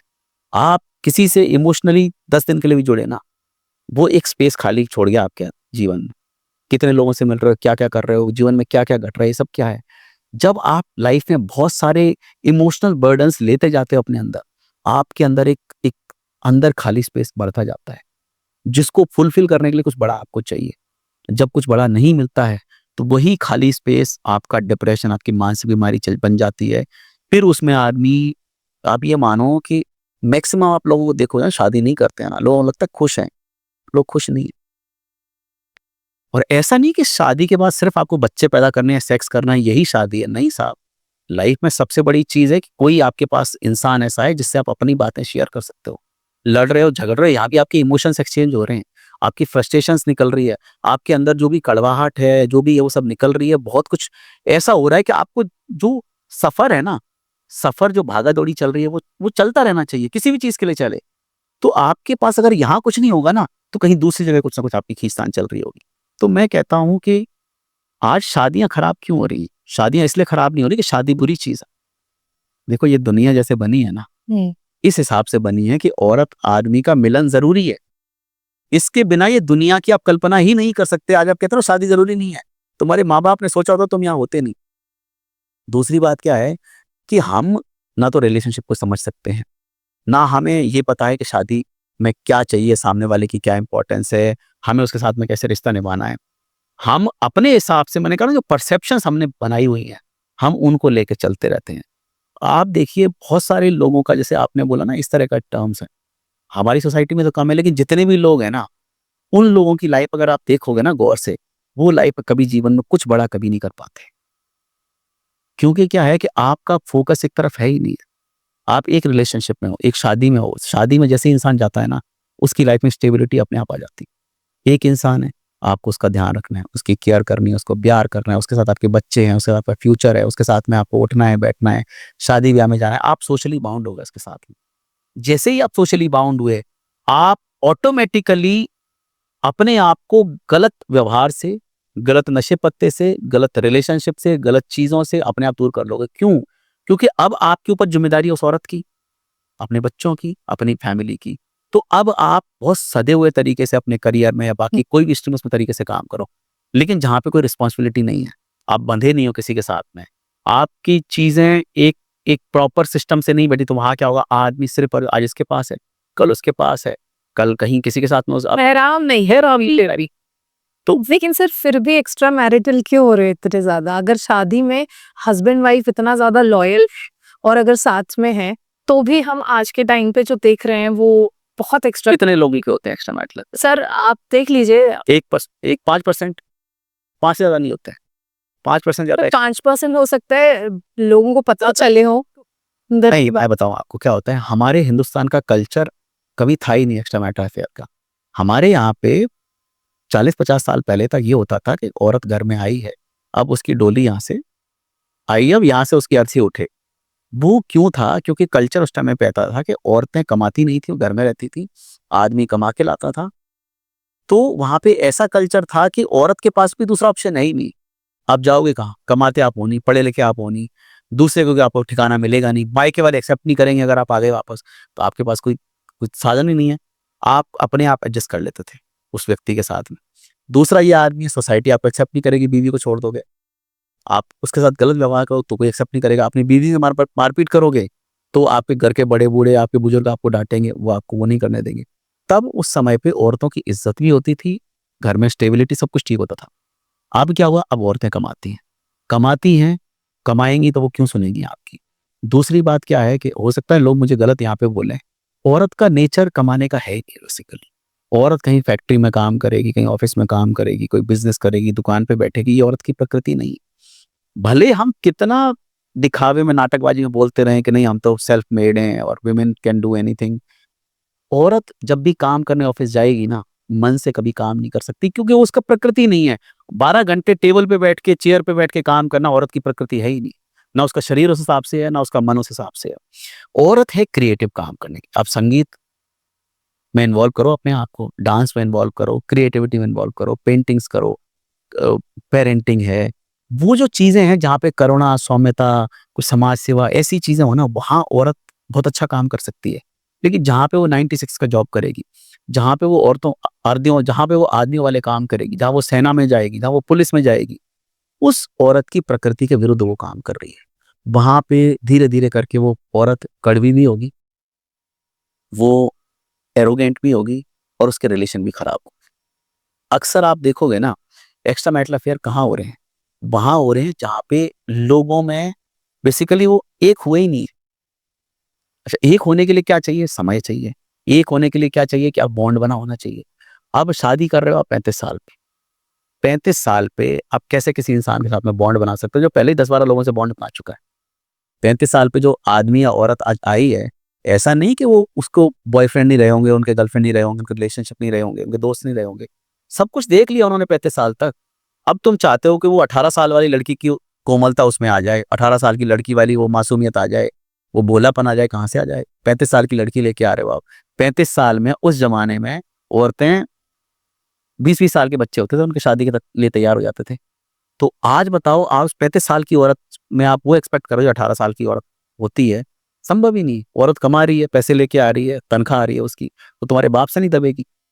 तो क्या हुआ कि धीरे धीरे करके हमने इस तरह का कल्चर डेवलप कर दिया, जो हम ना इधर की है ना इधर की, ना हम अमेरिकन हैं, ना हम वो 70 साल पहले वाले, हम बीच में हैं।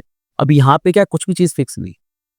कई बार अब क्या होता है कि लड़कियां कमा रही हैं तो पति क्या है, पति ध्यान नहीं दे रहा है उस पर। और सबसे बड़ा क्या है, आप किसी दूसरे के पास, तब आपको भूख लगी है, घर में खाना नहीं तो आप बाहर जाओगे। घर में आपको खाना मिल रहा है, बाहर क्यों जाओ? घर में अच्छा खाना मिल रहा है, क्यों बाहर जाओ? लेकिन रिलेशनशिप में क्या होता है कि पति तरीके से बात नहीं कर रहा है, उसका समय नहीं है, या शाम को जब भी आएगा वो दारू वारू पी के आ रहा है, समय नहीं दे रहा है। वो औरत 2 महीने, 4 महीने, 6 महीने, साल भर इंतजार करेगी, कोशिश करेगी ठीक करने का कि ठीक हो जाए, चीजें ठीक हो। कई बार डिस्कशन करेगी, लड़ेगी, झगड़ेगी, रोएगी, धोएगी। जब कुछ नहीं होगा, वो फ्रस्ट्रेट हो जाएगी। अब वो जो मैंने बोला खालीपन, वो खालीपन अंदर पैदा हो गया। तो वो जो वैक्यूम क्रिएट हुआ ना, अब वो वैक्यूम एक व्यक्ति पूरा कर रहा है। वो आपका पड़ोसी हो सकता है, आपका कलीग हो सकता है, आपका दोस्त हो सकता है, आपका कोई रिलेटिव हो सकता है। वो जो कमी अब वो पूरी कर रहे हैं ना, अब वो कमी, अब हम यहाँ पे क्या होगा कि आपकी साइकोलॉजी, आपका माइंड है ना, आपका माइंड खुशियों से ज्यादा उस पे फोकस करता है जिसकी वजह से खुशियां आ रही।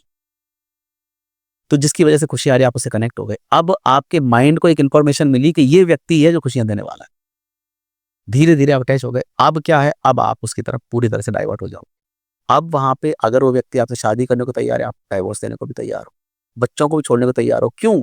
क्योंकि अब आपके माइंड को ये इन्फॉर्मेशन मिल गई कि इसके बिना मेरा काम नहीं चलेगा। ठीक है। अगर हम बात करें मर्द के एक्स्ट्रा मैरिटल अफेयर की, मर्द जब भी अपनी पत्नी से परेशान होगा, वो कई सारे साधन होते हैं उसके पास में। वो उस वैक्यूम को भरने के लिए तो शराब पिएगा, शराब पीना, फालतू नो दोस्तों के साथ में मटर गश्ती करना, घूमना, उसकी तरफ औरत को ध्यान ही नहीं देगा। अगर उसका मन उचट गया, वो औरत किसी मामले में से माँ बाप के लिए वो कंसर्न नहीं है, वो तमीज से बात नहीं करती है, झगड़े करती है, तो वो क्या है, आदमी औरत को आइसोलेट करेगा हमेशा। जब भी आदमी औरत से खुश नहीं है ना, या उससे नाराज है, उसको आइसोलेट करेगा हमेशा। आप रो रहे हो, रोते हो, छोड़ चला जाएगा। अगर आपको कोई जरूरत है आपको किसी चीज की, वो आपको वो देगा ही नहीं। वो आपसे समय चाहती है, आप समय नहीं दोगे। वो आपसे अटेंशन चाहती है, आप अटेंशन नहीं दोगे। आपके घर वालों के सामने वो आपको बेइज्जत करेगा। वो आपको दिखाएगा कि देखो मैं तुमको पसंद नहीं कर रहा हूं। तो उसके जीवन में जो प्रेम की जरूरत है, अब उसको तो पता चल गया कि यहाँ से पूरा नहीं होगा। अब वो उस वैक्यूम को, या तो कुछ लोग होते हैं कि शराब पीने लगते हैं, कुछ लोग होते हैं वो बाहर। लेकिन एक बात और है, औरत जब भी जाएगी ना बाहर, औरत जब भी रिलेशनशिप में बाहर जाएगी, वो सिर्फ इमोशंस, फीलिंग्स और अपने दुखों को कहीं ना कहीं मैनेज करने के लिए जाती है, कि कोई उसको दुखों को सुने, उसको अटेंशन दे, उसकी थोड़ी केयर करे, उसी के लिए जाती है। वहीं से उसके रिलेशन शुरू होते हैं। आदमी मंडराता है कोई उसको बाहर मिल जाए, चाहे सेक्सुअल हो, चाहे गंदी बातें करने वाला हो कोई, चाहे किसी के साथ में वो नो अपनी फीलिंग वैसी शेयर कर सके। तो वो जब भी सोचेगा ना, वो अपोजिट सेक्स के लिए वो सेक्सुअल ही फीलिंग आएंगी उसके अंदर। भले वो डायरेक्टली ये ना चाहे कि मैं इसके साथ में फिजिकल हो जाऊं, लेकिन चीजें वहीं से शुरू होंगी। वो यही देखेगा कि ये लड़की आई है ना कॉलेज में, तो इससे मैं दोस्ती करने की कोशिश करूं। ये लड़की ऑफिस में नई आई है, इससे मैं दोस्ती करूं। धीरे धीरे करके वो क्लोज जाने की कोशिश करेगा, और उसका पहला टारगेट क्या है, उस लड़की को पहले पटाना है। और उसे ऐसा नहीं कि पहला टारगेट ये होता है कि फिजिकल होना, लेकिन पटाना है। उनको बड़ा मजा आता है रिलेशनशिप करने में। तो वो कभी भी फीलिंग्स पे ज्यादा ध्यान नहीं देते हैं। वो हमेशा देखेंगे लड़की कितनी सुंदर है, कैसी इसकी अदाएं हैं, कैसे चलती फिरती है। वो उस पे हमेशा उनका फोकस होता है। और जो मिल जाए, वो एक साथ 4 जगह फाइल लगा देते हैं, जहाँ की पहले पास होगी वहां उसको देखेंगे। ये लड़कों का नेचर है, दिस इज ट्रू। मतलब आपको ऐसे ऐसे लोग मिल जाएंगे, 6-6 जगह फाइलें लगा के रखी हैं उन्होंने। और वो फाइलें एक मैनेजर की लगी है, एक चपरासी आई है उसकी भी लगी हुई है, कि जो पियून नई लड़की आई है उससे भी वही बातें चल रही हैं, और वही बातें वो मैनेजर से भी चल रही है, अपनी सीनियर से। जो पट जाएगी वो चलेगी, अपने कोई दिक्कत नहीं, एक साथ 4-4 चलेंगी। तो ये मर्द का नेचर है। मर्द बहुत ज्यादा कमिटमेंट शुरू में नहीं चाहता है। वो सिर्फ ये चाहता है कि पट जाए, मिल जाए, 4 हैं, 3 है, 7 है, उनको कोई फर्क नहीं पड़ रहा है। तो आदमी फीलिंग्स के कभी नहीं जाएगा। आदमी अपनी इमोशंस को फुलफिल करने के लिए किसी औरत के पास नहीं जाएगा। तो फिर सर उनके इमोशंस होते हैं होते हैं। अगर, तो फिर वो कहाँ फुलफिल होते हैं? आदमी कभी भी जब परेशान होगा ना, वो अकेला बैठेगा, खुद मंथन करेगा, दोस्तों से बहुत कम डिस्कस करेगा। उन लोगों से जो ट्रस्टफुल, जो ट्रस्ट वर्दी है, उनसे वो पूछेगा। कभी भी आप देखना, आदमी परेशान होगा ना, पहले तो वो किसी से बात नहीं करेगा। वो बात करेगा तो या तो उसका कोई बहुत क्लोज फ्रेंड होगा, या वो सर पे आ गई तो माँ बाप से बात करेगा, क्योंकि वो हेल्प कर सकते हैं बस। इसके अलावा आदमी किसी से बात नहीं करता। औरत परेशान होगी ना, सारी दुनिया में गाएगी। उसको जो मिल जाएगा, जैसा मिल जाएगा, उसको सिंपैथी चाहिए। और उसी सिंपैथी में बताऊं, सबसे पहला ये ब्रह्मास्त्र है। किसी को अगर लड़की को पटाना हो ना, किसी को परेशान आत्मा हो ना, उसको बड़ी आसानी से आप पटा सकते हो। जिसके घर में पति परेशान करता हो, माँ बाप से कोई लड़की दुखी हो, घर में टॉर्चर होता हो, उसकी बेइज्जती होती हो, पति बेइज्जती करता हो, सास से बेइज्जती करते हो ना, 4 बातें प्यार से करोगे ना, वो लड़की तुम्हारी हो जाएगी। क्योंकि उसके जीवन में एक क्रेविंग है, एक भूख है, सम्मान पाने की, प्रेम पाने की, कंसर्न पाने की। कोई भी उसको कंसर्न दिखाएगा, कोई भी प्रेम करने लगेगा ना, वो लड़की उसकी हो जाएगी। इसीलिए आपने देखा होगा ना, बड़े बड़े पैसे वालों के नौकर लड़कियों को भगा के ले जाते हैं। मैंने लाइव एग्जांपल मेरे सामने है। आप लड़के की शक्ल देखोगे तो आप हंसोगे कि यार क्या लड़का है, और वो अपने मालिकों की लड़की को भगा के ले जाते हैं। क्यों? क्योंकि जो घर में जो टॉक्सिसिटी है, जो कड़वाहट है, जो गंदापन है, 4 लोग उस लड़की को कुछ उल्टा सीधा बोल रहे हैं, तुमको क्या करना है, बस उसको थोड़ा सा प्यार से बात करनी है, उसकी बातें सुननी है, उसको कंसर्न दिखाना है, उसको आइसक्रीम खिलानी है, वो लड़की तुम्हारी होगी। फिर तुम उसके साथ में जो करना है करो, शादी करो, जैसे करना है, भगा के ले जाना है। लड़कियां इमोशनल पूल होती, वो नहीं सोचती कि ये किसके लिए सारा कुछ कर रहा है। लड़कियां बहुत जल्दी अटैच हो जाती है। किससे? और कौन सी लड़कियां होती हैं जो परेशान है। तो कभी भी परेशान औरतों को पटाना बड़ा आसान है। स्पेशली शादीशुदा कोई अगर फीमेल है ना, जिसको घर में इज्जत नहीं मिल रही है, उस घर का नौकर भी उस औरत को पटा सकता है। उसका एक नाकारा, बिल्कुल बेरोजगार कोई पड़ोसी होगा ना, वो भी उसको पटा सकता है, क्योंकि उसको भूख है प्रेम की, कंसर्न की। सर बहुत सारे घरों में हमने ये देखा है कि जो हस्बैंड्स होते हैं अपनी वाइफ को मारते हैं और बच्चे वो देखते हैं और वो भी मार खाते हैं, बच्चे भी। और वो कहते हैं कि वो जब बड़े होते हैं तो वो अपनी वाइफ के साथ बिल्कुल वैसे ही बर्ताव करते हैं जैसा इनके पापा ने किया हो। तो सर उनके लिए उनको लगता है कि ये तो जस्टिफाइड है, मार सकते हो आप। तो सर ये कैसे ठीक कर सकते हैं? देखिए क्या होता है, ये सब मानसिक रोगी। आप देखिए, आप अपनी कुंठा किसी दूसरे के ऊपर निकाल रहे हैं। मारपीट कौन करता है? आप देखिए, आप हो 50 साल के, आपका बच्चा है 15 साल का, 20 साल का, और छोटा मान लेते हैं। तो आपने जितनी जिंदगी जी है, तब जाके जिन चीजों को आप सीखे हो, आप चाहते हो कि आपका एक 8 साल का बच्चा वो सारी चीजें सीख जाए। देखिए, आपके लाइफ में कोई भी पहली बार कुछ होता है ना, आपको दुख होता है, आपको बड़ा टेंशन होगी। आप पहली बार किसी को पिटते देखोगे या किसी की डेड बॉडी देखोगे या कहीं पे कुछ रेप की घटना के बारे में सुनोगे, तो आप पहले सहम जाओगे कि ये कैसा हो गया। हो सकता है पहली बार आप कुछ देखोगे तो 2-3 रात आपको नींद नहीं आए। मुझे याद है बचपन में, मैं होऊंगा करीबन 12-13 साल का, तो हमारे यहाँ पे एक ट्रैक्टर पे एक लड़का जा रहा था, वो उसकी चेन पकड़ के, तो वो लड़का गिर गया और उसके सर उसका उस ट्रैक्टर के ट्रॉली के नीचे आ गया, तो सर उसका पूरा फट गया था। वो बॉडी मैंने उस टाइम पे देखी, मैं स्कूल की गाड़ी में जा रहा था, मैंने सिर्फ वो बॉडी देखी। मुझे याद है 1-1.5 महीने तक मुझे रात को उल्टे से सपने आते थे। लेकिन आज अब इतनी उम्र हो गई है, जाने कितनी बॉडीज देखने की, वो मरा हुआ देख लिया, कितना का अंतिम संस्कार देख लिए, तो अब फर्क नहीं पड़ता डेड बॉडी देखने में। तो ऐसे ही क्या, जब पहली बार कुछ होता है तो लोगों को लगता है। अब जिनके घरों में रोज मारपीट हो रही है, रोज चीखा चिल्ली हो रही है, रोज कंपैरिजन हो रहा है, वहां पे क्या होता है, बच्चों के लिए बड़ी नॉर्मल हो जाती है। अक्सर क्या होता है कि सिर्फ मारपीट तो बहुत छोटी चीज है। देखिए, जो आदमी सिर्फ फिजिकल पीटेगा ना, उससे बच्चे बहुत ज्यादा नुकसान बच्चों का नहीं होता है। सबसे बच्चों का नुकसान होता है इमोशनल। जब वो होते हैं, ऐसे ऐसे घरों में माहौल होता है कि जैसे ही बाप घर में आएगा ना, सारे बच्चे अपने कमरों में बुक लेके बैठ गए। जो दिन भर से खेल रहे थे, मस्ती कर रहे थे, हंस रहे थे, बुक लेके बैठ गए। बाप जब तक सोएगा नहीं तब तक बच्चे चुपचाप वैसे ही बैठे रहेंगे, किसी से एक बात तक नहीं करेंगे। इतना, अब वो क्या, डिसिप्लिन के नाम पे। तो क्या हुआ, बच्चों ने बचपन में जो भी देखा ना, मार पीट, ये सब कंपैरिजन, तू कैसा है, तेरे को चलने फिरने की अकल नहीं है। अपनी वाइफ को लोग टीज करते हैं, तू कितनी बदसूरत है, तू कितनी गंदी है, तेरे को देख कितनी मोटी हो रही है, तेरे को खाने पीने की अकल नहीं है, देख 11 बज गए तूने खाना नहीं बनाया, ये नहीं हुआ, वो नहीं हुआ, कपड़े गंदे हैं, फलाना ढिकाना, 24 घंटे कहानी चलती है। अब क्या हुआ, बच्चे क्या सीख रहे हैं वहां पे कि एक दूसरों में कमियां निकालना। अच्छा, माँ अगर वो भी बोलने वाली, वो भी बोलेगी तुम देखो इतने लेट आए हो, तुमको कोई अकल नहीं है, तुमको पता नहीं है, बच्चों की फीस जानी है, तुमने फीस नहीं भरी है, आटा नहीं है घर में, सब्जी नहीं है, पैसे तुम देते नहीं हो, तुम खर्चे देते नहीं हो, वहां शादी में जाना है, वहां के लिए कपड़े नहीं, बताओ क्या करो। तो क्या है, हम एक दूसरे से कंप्लेन्स, एक दूसरे की कमियां निकालना, एक दूसरे को जज करना। सबसे खतरनाक चीज जज करना। जब आप देखते हो कि वो एक दूसरे को जज कर रहे हैं, धीरे धीरे आप अपने वो चीजें अडप्ट कर लेते हो, जज करना। फिर क्या है, आप फिर बाहर वालों को जज करोगे, पड़ोसियों को जज करोगे। आज बोलते हैं ना कि बेटा वो चाची जी के मत जाना, वो बड़ी चंडाल है, वो बहुत खराब है, वो ऐसी है वैसी है, चोटी है, वो चाची जी ने हमारा ये ले लिया, उन्होंने ये कर दिया। तो आप वो, आज तो माँ बोल रही है कि चाची ऐसी है, चाचा ऐसा है, मौसी ऐसी है, मौसा ऐसा है। बच्चे सुन रहे हैं, बच्चे यहाँ पे कंपेयर करना सीख रहे हैं। वो उनकी शिकायतों को ढूंढ रहे हैं, उनको जज कर रहे हैं। धीरे धीरे जज करते करते 50 साल में जब वो पहुंचेगा और तुम 70 के हो गए, वो तुमको जज करेगा। फिर तुमने क्या क्या कांड किए, तुमने क्या क्या गलतियां की, तुमने कैसे जमी जायदाद बंटवारे में गलतियां करी, तुमने कब कब मेरा बुरा किया, तुमने मेरी जबरदस्ती शादी करी। सब चीज स्टोर तो माइंड में ही हो रही है ना। तो जो जो चीजें उसके माइंड में स्टोर हो रही है, आपने गलत किया है ना, वो सब चीज का बदला फिर लेगा। लोग कह देते हैं ना कि देखो, बच्चा है, उसने माँ बाप को वृद्धाश्रम में भेज दिया।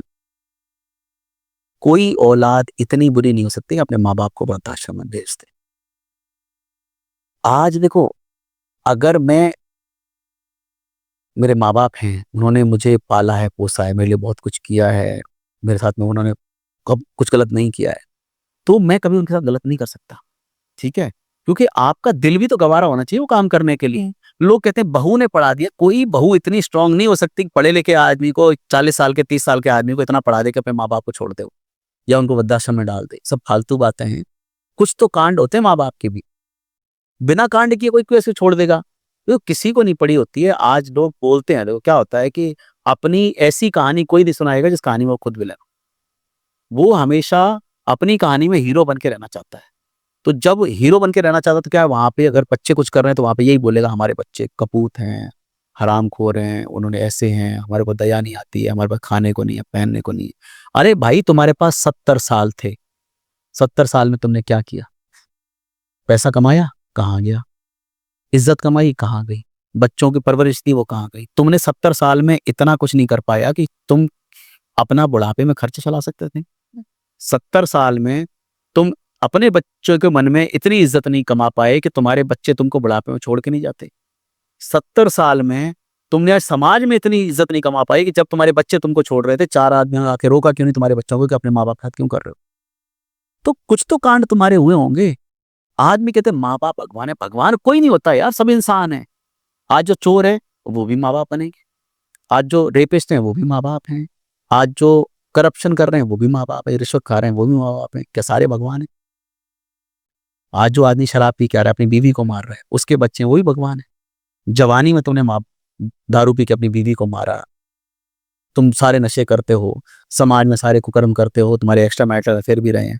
70 साल में तुम चाहते हो कि साहब हमारी तो पूजा हो, हमारे पैर धो के पिए बच्चे। कैसे हो जाएगा? तुमने जो कुकर्म किए हैं, अच्छा धीरे धीरे करके दिमाग में स्टोर हो रही है सारी बातें कि इन्होंने ये किया था, ये किया था, वो किया था, सारी चीजें तो भैया तुमको तो पता है ना, तुमने जिया है जीवन। तो अब वो इमोशंस खत्म हो गए माँ बाप के लिए बच्चों के। अब इमोशंस खत्म हो गए, अब बच्चों को चाहिए शांति। तुम घर में शांति रहने नहीं दे रहे हो। भाई आज अगर माँ बाप हैं, उम्र है, भगवान का भजन करो। अक्सर मैंने देखा, पता है घर में टेंशन, जितने भी डिवोर्सेस हो रहे हैं, झगड़े हो रहे हैं, आधे कलेश तो माँ बाप के पैदा की। झगड़े किस बात के हैं? बेमतलब की चीजों पे इश्यूज बना लेते हैं। अभी जितने मेरे पास आते हैं ना इश्यूज, कई बार लेडीज बोलती हैं कि हमारी सास ऐसी है कि खुद गिर गई सीढ़ियों से और बोल दिया कि बहू ने धक्का दे दिया। खुद गलती से दूसरी दवाइयां खा ली और रोड पे खड़े होकर चिल्ला रही है, मोहल्ले वाला बता रही है कि हमें मुझे गलत दवाइयां दे दी, मुझे चक्कर आ रहे हैं, मुझे ये हो गया, वो हो गया, जानबूझ के। तो क्या होगा कि आप जब ऐसे कांड करोगे तो क्या होगा, फिर तुम चाहो कि ये हमें हमें साथ में रखे, हमारा ध्यान रखे, हमारी सेवा करें। कैसे हो जाएगा? आज अगर आपने आज जब मेरा बच्चा है, मैं उसको प्यार करता हूँ, उसका ध्यान रखता हूँ, मैंने उसकी केयर करी है, मैंने 4 पैसे कमाए हैं, घर बनाया है, उसके लिए कुछ किया है। अगर बुढ़ापे में वो कुछ ना करे तो भी मेरे पास प्रॉपर्टी है, तो भी मेरे पास में कुछ अपना कमाया हुआ है। आज मैंने उसको ऐसी परवरिश दी है कि वो मेरे साथ में गलत नहीं करेगा, मेरी बीवी के साथ में गलत नहीं करेगा। अगर मैंने आज गलत कर रहा हूं ना, तो उसका मुझे ही भुगतना पड़ेगा। इस संसार में मैं बता दूं, आदमी का बोया हुआ खुद उसी को काटना पड़ता है। अगर आपने जवानी में कुछ अच्छा बोया है ना, आपको बुढ़ापे में कभी दुख नहीं मिलेगी। आपने अगर जवानी में कुकर्म किए है ना, तो इस दुनिया में यही सब कुछ काट के जाना है। चाहे वो आपको भरपाई करनी पड़ेगी अपनी इज्जत गवा के, चाहे शरीर के तौर पे भरपाई करनी पड़ेगी, चाहे आपको बीमारियों के दुख पाने पड़ेंगे, लेकिन इस दुनिया में सारे कुकर्मों की सजा यही मिलती है मरने से पहले। ऊपर कोई स्वर्ग नरक नहीं है, फालतू की बात है, मरेंगे तब देखा जाएगा।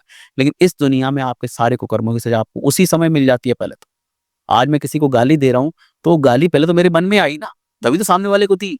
तो पहले तो उस गाली का सबसे पहला तो विक्टिम मैं ही हूं। तो कोई भी काम अगर आया, अपने बच्चे को गलत चीज सिखा रहे हो जवानी में, तो आपने पहले तो गलत चीज खुद अपने ऊपर लिया ना, पहले तो अंदर अपने डेवलप किया, तभी तो बच्चे को सिखाया आपने। तो आप सोचो, बुढ़ापे आते आते आपके सारे कुकर्म ही आपको पे बैक करते हैं उसी फॉर्म में। आपने गलत किया है, आप वृद्धाश्रम जाओगे। आपने नशे पत्ते किए हैं, उल्टे सीधे काम किए हैं, लोगों को भूखा रखा है, बच्चों को मारा पीटा है, बुढ़ापे में अगर तुम 2-2 रोटी के लिए तरस रहे हो, तो तुम्हारी कर्म है, तुम भुगतोगे। किस बच्चे को पड़ी है माँ बाप के साथ गलत करने की? भाई 2 रोटी आज हम दान पुण्य करते हैं, लोग भगवान को चढ़ाते हैं, इतना कुछ, माँ बाप के लिए कोई क्यों बुरा करेगा? ऐसा कुछ नहीं है। देखिए क्या है कि हम अपनी सुविधा के हिसाब से चीजों को एडजस्ट कर लेते हैं। जिसके माँ बाप अच्छे हैं वो बोलेंगे नहीं, सब माँ बाप कभी गलत नहीं हो सकते, माँ बाप तो भगवान है। क्योंकि आपके भगवान है, वही सबके भगवान थोड़ी होते हैं। किसी के बुरे हैं तो वो बोलेंगे साहब माँ बाप बुरे हैं, तो उनके साथ भी हम नहीं वो कर सकते। क्यों? कि सबके बुरे थोड़ी हैं, कुछ के अच्छे भी हैं। तो जहां पे मैं बोलता हूँ टॉक्सिक पेरेंट, सिर्फ टॉक्सिक पेरेंट की बात है। नार्सिसिस्ट पेरेंट, ऐसे ऐसे नार्सिसिस्ट पेरेंट मैंने देखे हैं कि अपने खुद के सगे बेटे की जमीन जायदाद को उससे बेदखल कर दिया, घर से निकाल दिया, बहू की शक्ल देखने को तैयार नहीं है, नाती पोते हो गए और दरवाजे पे आ गए, दरवाजा बंद कर दिया, नाती पोतों की शक्ल तक देखने को तैयार। ऐसे ऐसे बूढ़े बुजुर्ग लोग हैं। अब आप बताओ, बुढ़ापे में तुमको शांति कहाँ से मिल जाएगी? तुम अभी भी अपना नार्सिसिज्म, अपनी अकड़, अपना अहंकार इतना ऊपर रख रहे हो कि तुमने रिलेशनशिप को कभी अहमियत दी नहीं। जब बचपन से अभी तक आपके और बच्चे के बीच में बॉन्ड नहीं बना है, और बच्चे को आपसे कोई इमोशंस नहीं है, आपको बच्चे से कोई इमोशंस नहीं है, कभी आपने उसको गले नहीं लगाया, कभी उसकी प्रॉब्लम नहीं पूछी, कभी उसको हेल्प नहीं किया, कभी सपोर्ट नहीं किया। आज बुढ़ापे में अगर छोड़ के जा रहा है तो आपके तुम बोल रहे हो कि बच्चा कपूत है। जो बोया है वही तो काटो। अरे बच्चा कुपुत्र है, तुम भी तो कुपिता हो, तुम भी तो कुपिता हो। भाई सिर्फ बच्चों ने ठेका लेके रखा है कि सब तरह से अच्छा होने का। माँ बाप की जिम्मेदारी क्या है? कहते हैं, जब मैं ऐसे ही कहता हूँ कि देखो, जिसको देखो वो कहता है बच्चे कपूत है। भाई बच्चे कपूत मान लिया, चलो हम ठीक है कपूत है, क्या पिता को पिता नहीं हो सकता है? क्या माता को माता नहीं हो सकती है? हो सकती, होती है माताएं, होती है। ऐसी ऐसी माएँ हैं जो बच्चों को मार देती हैं, उनके खिलाफ सुपारी देती हैं। मेरे पास ऐसे ऐसे केसेस हैं जहाँ पे माँओं ने खुद अपने बच्चों के खिलाफ, माँ ने खुद अपने बच्चे के खिलाफ जादू टोना कराया हुआ है, काला जादू कराया हुआ है, और उसके सबूत हैं उस बच्चे के पास। बताओ क्या करो? तो ये जो कड़वाहट है ना, ये ऐसे नहीं है कि बिना कड़वाहट के आपके परिवार बिखर रहे। आपने कुछ ऐसे कांड किए हैं कि आज आप बुढ़ापे में वृद्धाश्रम में पड़े हो। आपने कुछ ऐसे कांड किए हैं कि बुढ़ापे में आप एक एक रोटी के लिए तरस रहे हो। आपने कोई ऐसे कांड किए कि आज बुढ़ापे में आपके सपोर्ट करने के लिए कोई नहीं। आपके पास कुछ तो ऐसा आपने मतलब होना चाहिए ना कि जहाँ पे आप कह सको कि हाँ मैंने बच्चों के लिए कुछ किया है। सर बहुत बार ऐसे देखते हैं हम कि जो हस्बैंड वाइफ होते हैं, अब जैसे वाइफ तो अपना घर छोड़ के आई है, लेकिन ये जो पराया धन, अपना घर तुम्हारा ससुराल होगा, और तुम तो पराए घर चली जाओगी, मतलब दूसरे शादी के बाद चली जाओगी। सर ये जो कंडीशनिंग है लड़कियों के दिमाग में, ये इस तरीके से की गई है कि बहुत सारी लड़कियां सोचती हैं 18-19 साल में भागना is better option than going somewhere else. क्योंकि जिस घर में आप पले बड़े हो, जहाँ पे बड़े हुए हो, वो ही घर अगर आपके घर माँ बाप खुद बोल रहे हैं, सर्टिफाई कर रहे हैं कि ये तुम्हारा घर नहीं है, तो कैसे एक्सपेक्ट करते हो आप कि जिस घर में वो जा रही है उसको अपना माने? जहां में 20-25 साल रही है वो तो आपने अपना उसको मानने नहीं दिया। तो आपको नहीं लगता सर कि थोड़ी सी लड़कियों पे ज्यादती ज्यादा होती है इन टर्म्स ऑफ, जहां आपको वहां के आप हो नहीं, आपको कहीं और जाना, अपने पति के घर कर लेना, यहाँ नहीं चलता, वहां पे वो लोग जैसा बोलेंगे। इनफैक्ट हमारी मनुस्मृति में ये चीज लिखी भी हुई है, बाद में बहुत सारे लोगों ने इसका ऑब्जेक्ट भी किया, लेकिन उसमें ये चीज बहुत साफ भाषा में लिखी है कि एक लड़की जो है इंडिपेंडेंस के हकदार ही नहीं है। बचपन में जब वो पैदा होती है तो वो अपने फादर के अंडर रहेगी, जब उसकी शादी हो जाती है तो वो अपने हस्बैंड के अंडर रहेगी, और जब वो बूढ़ी हो जाएगी तो अपने बच्चों के अंडर रहेगी। ये कॉन्सेप्ट अभी का नहीं है, ये कॉन्सेप्ट कब से चला आ रहा है कि अगर औरत है तो दबा के ही रखना है उसको। ये फिजिकल स्ट्रेंथ्स में इतना ज्यादा हम इन्वॉल्व हो गए कि हमने देखा ही नहीं कि दोनों बहुत इंपॉर्टेंट है। तो ये सब तो ये तो कब से चला आ रहा है इसने। देखिए, समाज के हिसाब से लोगों का नेचर होता है, समाज के हिसाब से रहन सहन व्यवहार होता है। बट सर समाज हजारों साल पहले बेसिकली था क्या, हम मान सकते हैं। देखिए, जहां पे हम गुफाओं में रहते थे, कबीलों में रहते थे, कबीलों में क्या होता है, आप कबीले में रह रहे हो, खाना चाहिए तो क्या है, जानवरों को मार के लाओगे। अब औरत घर संभालेगी, बच्चों को सिक्योर करेगी, गुफा में कोई अंदर नहीं आ जाएगी, जानवर नहीं आ जाए, क्या बनाना है, क्या खाना है, कैसे वो करना है। औरत घर को सिक्योर करती थी, आदमी बाहर से रिसोर्सेज क्रिएट करता था। ये हमारा नेचर था, ठीक है।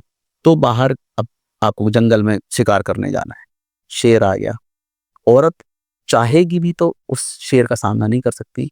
ना तो उसकी बॉडी उसके लिए अप्रोप्रिएट है, ना उसकी मेंटलिटी उसकी साइकोलॉजी उसके लिए अप्रोप्रिएट है। औरत आदमी की तरह, क्योंकि आदमी की जो साइकोलॉजी है वो है जो झाड़ू वाली, वो है प्रोटेक्शन वाली, तो उसका काम था बाहर से रिसोर्सेज क्रिएट करना, फिर नॉर्मल। तो औरत घर, आदमी बाहर, ये ऐसे चलता था।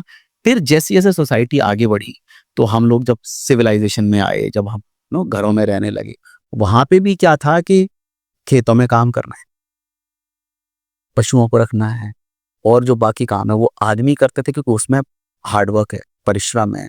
आप हल जोत रहे हो बैलों के साथ में, आप रोक रहे हो 4 दिन, 10-12 दिन, 15 दिन, जब भी वो काम हो रहा है तो आपको 8-8 घंटे, 12-12 घंटे मेहनत करनी है, पसीना। औरत वो नहीं कर सकती, तो औरत घर में रहती थी। It was okay for that time also.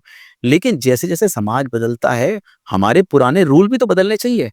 अब क्या हुआ, समाज तो बदल गया।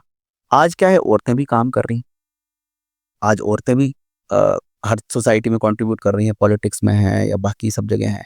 आप यहाँ पॉडकास्ट कर रहे हैं, तो औरतें जब इतना कुछ कंट्रीब्यूट कर रही हैं तो समाज को तो बदलना पड़ेगा ना, हमारी परिपाटियां बदलनी चाहिए, हमें घर के रीति रिवाज बदलने चाहिए।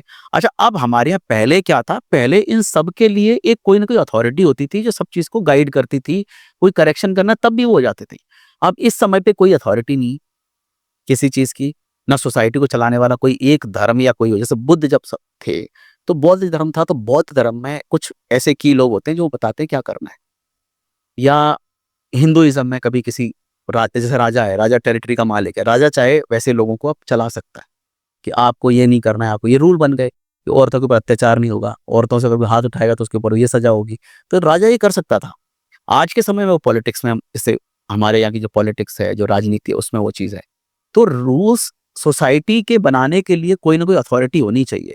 अथॉरिटीज यहाँ अपने आप में बिजी, वरना ये जो चीजें हैं इनको हम कुछ हद तक कंट्रोल कर सकते हैं। जैसे औरत के साथ में मारपीट नहीं होनी चाहिए, ये कानून है, लेकिन कानून होना और कानून पालन करना एक अलग बात है। लेकिन यहाँ पे कानून तो हजारों हैं इस देश में, लेकिन पालन कुछ होता नहीं है। औरतों के खिलाफ भी कानून है, आदमियों के खिलाफ भी कानून है, मैरिज को बचाने के लिए कानून है, मैरिज तोड़ने के लिए कानून है। कौन फॉलो करता है? पेरेंट्स के लिए कानून है, बंटवारे के लिए कानून है, कोई फॉलो नहीं करता है। अच्छा, सरकार को कुछ पड़ी भी नहीं है फॉलो कराने की, उनका काम है, सरकार ने बना दिए कानून, अब वो जयराम जी की है, जो लोग इसके रिस्पॉन्सिबल वो आराम से बैठे हैं। तो समाज के हिसाब से हमारे रूल्स बनने चाहिए और चेंज होने चाहिए। आज के समय में अगर मैं बात करूंगा रूल्स क्या होने चाहिए, तो मैं ये बोलूंगा दोनों अब जब कमा रहे हैं दोनों को बराबर अधिकार होने चाहिए। दोनों की टेरिटरीज हमें फिक्स करनी पड़ेंगी कि औरत की ये टेरिटरी है। अभी झगड़ा किस बात का होता है घरों में? झगड़ा सिर्फ और सिर्फ टेरिटरी का। एक औरत की टेरिटरी एक आदमी की टेरिटरी है। अगर आप ओवरलैप करोगे एक दूसरे की टेरिटरी में तब झगड़े होंगे। अगर औरत हाउसवाइफ है तो उसकी टेरिटरी है घर, किचन, बच्चे, ठीक है। आदमी की टेरिटरी है बाहर जाना है, पैसा कमाना है, प्रॉब्लम है इसको सॉल्व करना है, कोई कोर्ट कचहरी लेन देन ये सब देखना है, टेरिटरी अलग है। अब अगर आदमी घर में आके बोले बर्तन क्यों पड़े हैं, खाना क्यों नहीं बना है, बच्चे स्कूल क्यों नहीं गए हैं, ट्यूशन क्यों नहीं गए हैं, ये क्यों है, वो क्यों है, फलाना क्यों है, ढिकाना क्यों है, आप टेरिटरी में घुस रहे हो, अब क्या होगा? यहाँ झगड़े होंगे। औरत आदमी की टेरिटरी में घुसे, उसको पैसे क्यों दे दिए, वहां नौकरी क्यों कर ली, ये घर क्यों ले लिया, जमीन क्यों ले ली, ये वाली गाड़ी क्यों लाए, वो क्यों कर दिया, फलाना। तो क्या हुआ? हम ओवरलैप करते हैं तब तक झगड़े होते हैं। आदमी औरत के कामों में इंटरफेयर नहीं करे, औरत आदमी के कामों में इंटरफेयर नहीं करे, समस्या सॉल्व हो गई। आज बड़ी बड़ी ऑर्गेनाइजेशन है, रिलायंस जैसी कंपनी है, टाटा जैसी कंपनी है, लाखों एम्प्लॉइज। कभी आपने देखा है एम्प्लॉइज एक दूसरे के सर फोड़ते हो, लड़ते हो, झगड़ते हो? क्यों नहीं कर रहे हैं? हर किसी की टेरिटरी है। आप ये रिस्पॉन्सिबिलिटी देखोगे, आप सिर्फ इसी के लिए रिस्पॉन्सिबल, आपको दूसरे से कोई मतलब नहीं, दूसरे को आपसे कोई मतलब नहीं, चीजें सॉर्टेड है। इतनी सिंपल चीज जो पूरी दुनिया फॉलो करती है हम घरों में फॉलो नहीं कर पाते हैं। सिर्फ आप टेरिटरीज फिक्स कर दो। सास है, सास को क्या पड़ी है किचन में, खाना कैसा बन रहा है, क्यों बन रहा है, उसकी टेरिटरी है ना, इट्स नॉट योर ड्यूटी। वो जैसा बना रही है कर रही है, उसका काम है करने। अगर बुजुर्गों की टेरिटरी की हम बात करें, आप बूढ़े हो गए, 60 साल के हो गए, भगवान का भजन करो और जो भी कथा वथा कहीं हो रही है वहां जाओ, घर में आराम से राम राम लिखो किताब पे। बट सर ये एक वो से सासू माँ को ना इतना ज्यादा इन सब चीजों में मजा क्यों आता है? मजा नहीं है, उसने सालों तक, मैंने कहा ना, औरतों की के पास सबसे बड़ी दौलत क्या है? ये जिम्मेदारी, बच्चों का खाना, टिफिन, घर की सफाई, किचन, उसकी पूरी 70 साल की दौलत यही है। ये जो 10 बाई 10 का किचन है ना, ये औरत की पूरी जिंदगी भर की कमाई यही है। इस कमाई को वो कैसे छोड़ देगी? इसीलिए वो कहती है अरे चावल इतने क्यों बना दिए, ये फिक रहे हैं, खाना फिक रहा है, किचन में ये क्यों पड़ा है, रात का आटा क्यों नहीं फेंका, ये नहीं किया, वो नहीं किया। अरे तुमको क्या, तुम 70 साल के हो गए, तुम 3 साल और जियो, तुमको क्या पड़ी, आटा क्यों पड़ा है, किचन में क्या है, क्यों परेशान हो रहे हो? लेकिन उसको समझ में नहीं आ रहा है, क्योंकि जिंदगी भर उसने उस किचन को जिया है, वो किचन में उसकी आत्मा बसती है, वो कैसे उस किचन में कुछ गलत होने देगी? बट सर ऐसा भी होता है कि लव मैरिज होती है तो लोग बोलते हैं कि मतलब हाँ ठीक है दबी आवाज में होती है, वही अगर अरेंज मैरिज है तो बड़ी शान से माँ बाप बोलते हैं कि हमने लड़की ढूंढी है, लड़की आपने ढूंढी है, वही लड़की को लेके आके 2-3 साल बाद आप उस लड़की की ऐसी तैसी कर देते हो। क्या मतलब हुआ सर, लव हो अरेंज हो? Marriage is marriage. लव और मैरिज में बहुत बड़ा डिफरेंस है। मैं, एक मेरा कोट है, वो सब लोग बुरा मानते हैं, प्यार किसी से करो, किसी से करो, कितना भी करो, कैसे भी करो, खूब जबरदस्त करो। जब शादी करो ना, सोच समझ के शादी करो। जरूरी नहीं कि उसी से शादी करने से प्यार कर रहे हो। Love is a different thing. आप पूरे समर्पित हो जाओ, अपने आप को पूरा खत्म कर दो उसके लिए, सब चीज जायज है लव में। लेकिन जब आप प्यार करो तब ऐसे जज करो जैसे आप किसी कैदी को पकड़ के लाए हो, किसी को आपको नौकरी पे रखना है या किसी को पूरे जीवन भर के लिए आपको हायर करना है, ऐसे उस व्यक्ति से बात करो। क्योंकि देखो शादी सिर्फ शादी है, इसीलिए आपने देखा होगा सबसे ज्यादा लव मैरिजेस टूटती हैं। आप अगर रेशियो निकालोगे लव मैरिज ज्यादा टूटती हैं। सबसे बड़ा रीजन पता है क्या है? लव में आप किसी को कुछ ज्यादा जान ही नहीं सकते। आप किसी से मिल रहे हो तो वो अलग बन के दिखेगा, अलग बन के आपसे बात करेगा, वो ऐसा दिखेगा कि आपको वो इम्प्रेस कर सके। भाई आज मैं किसी लड़की को पसंद करता हूँ, मैं पूरी कोशिश करूंगा कि वो लड़की मेरे से पट जाए। उसके लिए मैं कपड़े भी अच्छे पहनूंगा, अच्छी तरह बात भी करूंगा, उसके ऊपर खर्चा भी करूंगा, उसको खूब आइसक्रीम भी खिलाऊंगा, मूवी दिखाऊंगा, उसको बहुत लंबे लंबे सपने भी, अच्छी अच्छी बातें बोलूंगा। इतना कुछ मैं कमिट कर दूंगा जो मैं मेरा बाप भी पूरा नहीं कर सकता। तो क्या हुआ, शादी हुई तब लड़की तो वो सपने लेके बैठी हुई है, ये होगा। अब ये आ रहा है इतना कच्छा पहन के, ऐसी बनियान पहन के, और मुंह में पान चबा रहा है या गुटखा खा रहा है। अब वो मर्द था जो बड़ा डिसेंट होके आता था, बड़े प्यार से बात करता, एक ये है जो नशे पत्ते में है, दारू भी पी रहा है, नाकारा भी है, कुछ काम भी नहीं करता है। इसको तो मतलब कपड़े पहनने का भी सलीका नहीं है, इसको बदबू भी आती है, ये तो 3 3 दिन नहाता नहीं है, इसके तो दोस्त ऐसे 3rd क्लास हैं। तो सारी चीजें आपको यार ये तो आदमी दूसरा है, ये तो आदमी वो है ही नहीं, और असल में वो आदमी नहीं है। क्योंकि देखो जिस रूप को आपने देखा है ना, वो रूप बेसिकली वो डेमोन्स्ट्रेट हो रहा था। जिस रूप को आपने देखा है ना, वो स्पेशली डेमोन्स्ट्रेट किया जा रहा था आपको चंगुल में फंसाने के लिए। यही एक लड़की भी करती है, वो भी बड़े अच्छे कपड़े पहन के जाएगी, बड़े तरीके से बात करेगी, बड़ी लंबी लंबी कहानियां सुनाएगी, और मैं ऐसा चाहती हूँ, मैं वैसा चाहती हूँ, मैं ऐसी हूँ, मैं वैसी हूँ, मैं बड़ा प्यार करती हूँ। उस शादी के बाद वो भी बदल जाएगी। लड़के को लगेगा यार ये तो लड़की पूरी बदल गई, इसने मेरे साथ धोखा किया है। लड़की को लगेगा लड़के ने मेरे साथ धोखा किया है। असल बात क्या है, असली रूप तो तुमने एक दूसरे का देखा ही नहीं। तुम तो अजम्पशन के आधार पर तुमने 5% देखा, 95% का तुमने अजम्पशन लगाया कि ये इतना अच्छा है तो बाकी 95% भी अच्छा होगा ही, लेकिन वो निकला नहीं। तो फिर क्या है, वहां फ्रस्ट्रेशन पैदा होती है, क्योंकि आपने जो एक्सपेक्ट किया था। इस दुनिया में डिप्रेशन क्या है? डिप्रेशन आपकी जो एक्सपेक्टेशन है वो पूरी नहीं होगी, डिप्रेशन होगा। तो जो आपने एक्सपेक्ट किया वो पूरा नहीं हुआ तो आप फ्रस्ट्रेट हो गए तो अब आप उन सपनों के पीछे वापस उसको लेके जाओगे। तूने ये बोला था कर, वो बोलेगा मैं तो नहीं करूंगा, तूने भी तो ऐसे बोला था। अब यहाँ पे क्या है, सिर्फ झगड़े किस बात के होंगे, वो बोलेगी तुमने ऐसे बोला था ये करो, वो बोलेगी तुमने भी तो ऐसे बोला, तुम भी करो। अब तुमको पता तुम नहीं कर पाओगे वैसा, क्योंकि वो सच्चाई है ही नहीं, उसको भी पता है वो नहीं कर पाएगा। तो यहाँ क्या होगा, अब फ्रस्ट्रेशन होगी एक दूसरे से। अरेंज मैरिज में तो फिर भी आदमी सोचता है, उनको पता है कि ठीक है सास को उसट निकल सकती है, हमारी बहन थी उसकी भी निकली, ससुर बुरा हो सकता है उसका था, ऐसा भी हो सकता है। हम कहानियां सुनते हैं, somehow we are no convinced कि ये बुलेगी खूसट सास, कोई दिक्कत नहीं। लव मैरिज में तुमको लगता है बस ये लड़का है, मैं हूं, प्यार है, मोहब्बत है, यारी दोस्ती है, और एक दूसरे से बस हम सिर्फ प्यार ही प्यार करेंगे। अरे भाई, किसी से तुम दिन में कितनी देर प्यार कर सकते हो? आधा घंटा, 1 घंटा, बाहों में बाहें डाल के कितनी देर बैठो? 1 घंटा। उसके बाद तो सर फोड़ोगे एक दूसरे के, जूते चप्पल चल जाएंगे। क्योंकि प्यार कितना करोगे, प्यार इतना है ही नहीं, इतना तुम कर सकते हो। 1 घंटे में तुम बोर हो जाओ, फिर तुम बातें निकालोगे कहीं ना कहीं कि तुमने ऐसे बोला था वो नहीं हुआ, मम्मी ने ऐसा कर दिया, तुमने ऐसा कर दिया, तुमने घुमाने के लिए बोला था वहां नहीं लेके गए। फिर वहां से झगड़े होंगे, फिर वहां पे आप अपनी फ्रस्ट्रेशन निकालोगे, अपनी फ्रस्ट्रेशन निकालेंगे। तो क्या हुआ, प्यार लाइफ में 5% ही होता है। 95% में आपका करियर है, आपके माँ बाप हैं, आपकी सोसाइटी है, आपकी हेल्थ है, रिस्पॉन्सिबिलिटीज हैं, आपके सपने हैं, आपकी बहुत कुछ है, फैंटेसीज हैं, नशे पत्ते हैं, दुनिया भर की चीजें। इन सब चीजों को आप नेग्लेक्ट करके सिर्फ वो 5% के पीछे अगर सपने की दुनिया बसा रहे हो ना, तो आप मूर्ख हो। तो कभी भी किसी से शादी करो ना, प्यार को साइड में रख दो, वो तो कैसे भी करके हो ही जाएगा प्यार तो। लेकिन बाकी चीजों को देखो कि क्या मैं सास ससुर से एडजस्ट कर सकती हूँ, क्या ये व्यक्ति ठीक है ये शराब पीता है, क्या इस शराब के साथ में मैं एडजस्ट कर सकती हूँ, इसके माँ बाप हैं, ये खूसट है, झगड़ालू हैं, ऐसे हैं, इसकी पुराना बड़ा भाई है, उसकी बहू के साथ में ऐसा करते हैं, क्या मैं इनको झेल सकती हूँ? ऐसे करके आपको ऐसे जज करना पड़ेगा उस व्यक्ति को, चाहे वो लड़का हो या लड़की हो, कि क्या हम जीवन बिता सकते हैं साथ में। वहां भी जब आप एडजस्टमेंट करने सोचोगे ना, तब आपको समझ में आ जाएगा कि हाँ भाई कहानी ये है। अब वहां पे मेंटली प्रिपेयर हो गए ना, फिर कोई दिक्कत नहीं। पता है ठीक है ये जो साइड है वो देखी जाए, आपने मेंटली प्रिपेयर हो गए ना। समस्या क्या है कि लड़कियां मेंटली प्रिपेयर नहीं होती। अच्छा, लड़के क्यों टेंशन फ्री होते हैं इस मामले में कि शादी हो गई, अपने घर में हो, मम्मी भी वही है, पापा भी वही है, बहन भी वही है, भाई भी वही है, घर भी वही है, मोहल्ला भी वही है, वही सब रीति रिवाज है, कुछ चेंज नहीं करना है। लड़की तो सब कुछ छोड़ के आ रही है, वो अपना 98% छोड़ के आई, उसका नाम उसका है, बस सरनेम भी चेंज हो गया, सिर्फ उसका नाम है, उसका शरीर और कुछ नहीं उसके पास। अब उस शरीर का भी शोषण तुम करोगे, उसके माँ बाप भी छूट गए।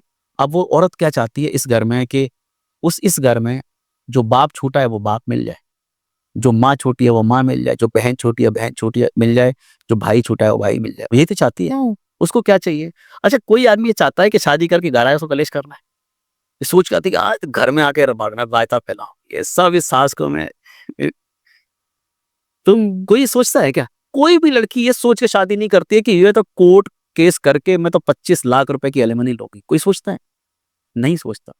किस सोसाइटी में हमारे आजकल नई नई कहानियां चल रही है कि एलिमनी के लिए कोई करता है, वो हीरो या वो एक्टर या वो क्रिकेटर को एलिमनी के लिए उसकी वाइफ ने फंसाया। अरे तुम कितने बड़े मूर्ख हो, कोई औरत इतनी बेवकूफ नहीं हो सकती कि अपने जीवन को दांव पे लगाए एलिमनी के लिए। उसको 500-700 साल थोड़ी जीना है, वो भी कोई 60 साल जिएगी। आज 30 साल में कोई लड़की किसी से शादी कर रही है एलिमनी के लिए, 10 साल बाद में वो एलिमनी ले रही है। अब वो एलिमनी लेके क्या करेगी? उसका शरीर, जवानी तो निकल गई, बुढ़ापे में एलिमनी का क्या करेगी? चाटेगी क्या पैसे को? कोई इतना बेवकूफ नहीं होता कि एलिमनी के लिए काम करे। तो सबसे बड़ी समस्या क्या है कि जो भी ये चलती है ना डाइवोर्स वगैरह ये सब के इश्यूज, इसमें बहुत बड़ा, अगर हम बात करें ना, बहुत बड़ा हिस्सा पेरेंट्स का होता है। अगर पेरेंट्स थोड़े से तरीके से चलने लगे, अच्छा हमारी सोसाइटी में क्या है कि सब कुछ चेंज हो गया है, लेकिन वो जो 70s जो 60-70s की पैदाइश वाले लोग हैं ना, उनको आप बदल ही नहीं सकते। नहीं बदल सकते सर। तो क्या है कि थोड़ा बच्चों को एडजस्ट करना चाहिए कि हम थोड़ा सा एडजस्ट हों। हाँ। थोड़ा सा क्या है, माँ बाप को, जैसे अगर लड़का स्ट्रांग है ना, देख डाइवोर्स में भी लड़का स्ट्रांग है ना, तो चीजें ठीक हो सकती। हाँ, ये मैं भी बोलने वाली थी सर कि लड़का जो होता है ना बैलेंसिंग फैक्टर है, वो चाहे तो मम्मी को भी बहुत अच्छे से संभाल सकता है, अपनी बीवी को भी संभाल सकता है।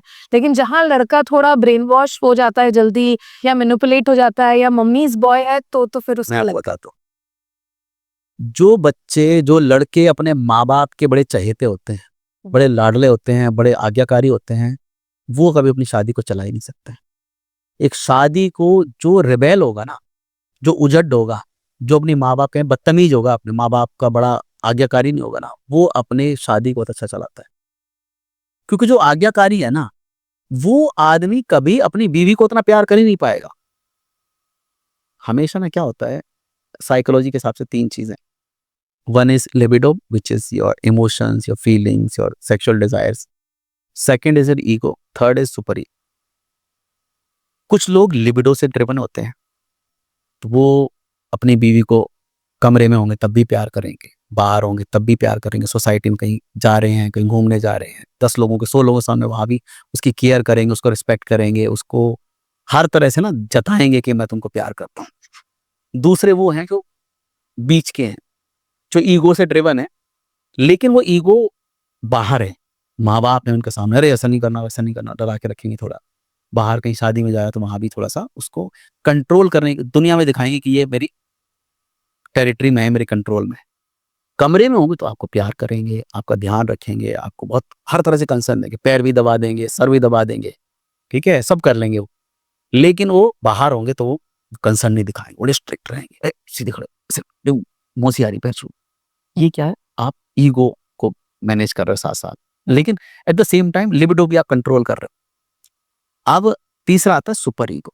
ये वो लोग हैं जो बाहर कहीं जा रहे हैं तो डिक्टेट कर रहे हैं, अरे ऐसा क्यों कर दिया, तेरे को अकल नहीं है क्या, बच्चा को पकड़, वो बच्चा वहां चला गया, क्या करती है, तेरे को काम नहीं है क्या, ये क्या पहन के आ गई।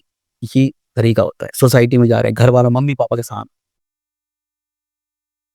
छोटी छोटी चवन्नी रखने का, सामान क्यों पड़ा है, बर्तन क्यों पड़े हैं, खाना क्यों नहीं बनाया, बच्चे क्यों नहीं गए, तू करती क्या है, तेरा काम क्या है, तू खाली बैठी रहती है, ऐसे करके चीखेंगे, चिल्लाएंगे, मारपीट भी करेगी। स्पेशली दूसरों को दिखाने के लिए मारपीट भी करते हैं। लेकिन जब कमरे में आएंगे तब उनका व्यवहार नहीं होता है, वो वैसे ही रहते हैं जैसे कमरे में होंगे तो भी, तेरे को अकल नहीं है, बिस्तर देख कैसा हो रहा है, शक्ल कैसे बना के रखी तूने, तेरे कपड़े पहनने की अकल नहीं है।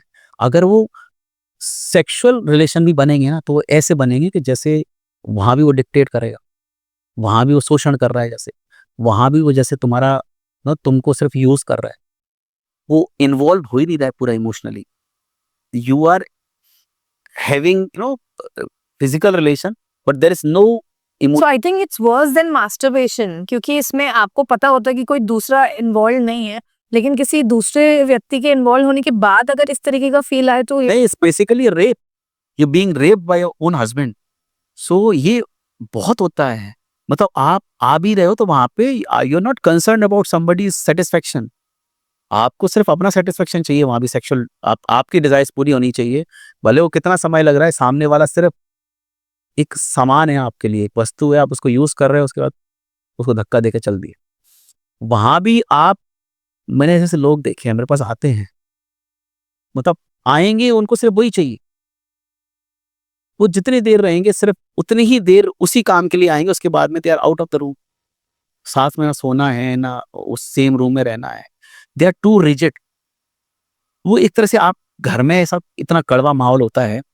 तो ये जो ऐसे लोग हैं ना, बहुत है सोसाइटी में, ऐसे ऐसे लोग हैं, मैं आपको क्या बताऊं। मतलब मर्द इतने इतने कड़वे होते हैं कि वो मारपीट करते हैं, सेक्सुअल हरासमेंट करते हैं, पैसे नहीं देते हैं, अपनी खुद की बीवियों के साथ में वो इस तरह से रहते हैं जैसे कोई, मतलब किसी को हायर करके रखा है उन्होंने, जैसे किसी को गुलाम बना के रखा है। छोटी छोटी बात पे थप्पड़ मार देंगे, पीट देंगे, लात घूसा। मेरे पास एक केस आया था, एक औरत 15 साल उसकी शादी को हो गए, वो बोली कि आज 15 सालों में ऐसी एक भी शाम नहीं गुजरी है कि मेरा पति शराब पी के मुझे लात घूसों से ना मारता हो। सोचो 15 साल से वो औरत उस आदमी को झेल रही है। ऐसे ऐसे लोग हैं, ऐसे ऐसे कड़वे, साइको, पागल, ये सब मेंटली डिस्टर्ब, पूरी तरह से खत्म लोग हैं, जो सोसाइटी को डिक्टेट करने की कोशिश करते हैं। ये लोग कहते हैं कि औरत गलत है, वो औरत गलत है। भाई सबसे ज्यादा, क्योंकि जो कमजोर है वो गलत कितना हो सकता है। देखिए जो ऊपर है ना, अगर वो गलत है तो कुछ ठीक नहीं हो सकता। जो नीचे गलत है ना, उसको ऊपर वाला ठीक कर सकता है। आज अगर किसी ऑर्गेनाइजेशन में टॉप पे बैठे लोग हैं ना, वो नीचे कुछ गड़बड़ देखेंगे उसको सुधार सकते हैं, लेकिन टॉप पे गड़बड़ हो रही है, नीचे वाला कुछ नहीं करेगा, चुपचाप रहेगा।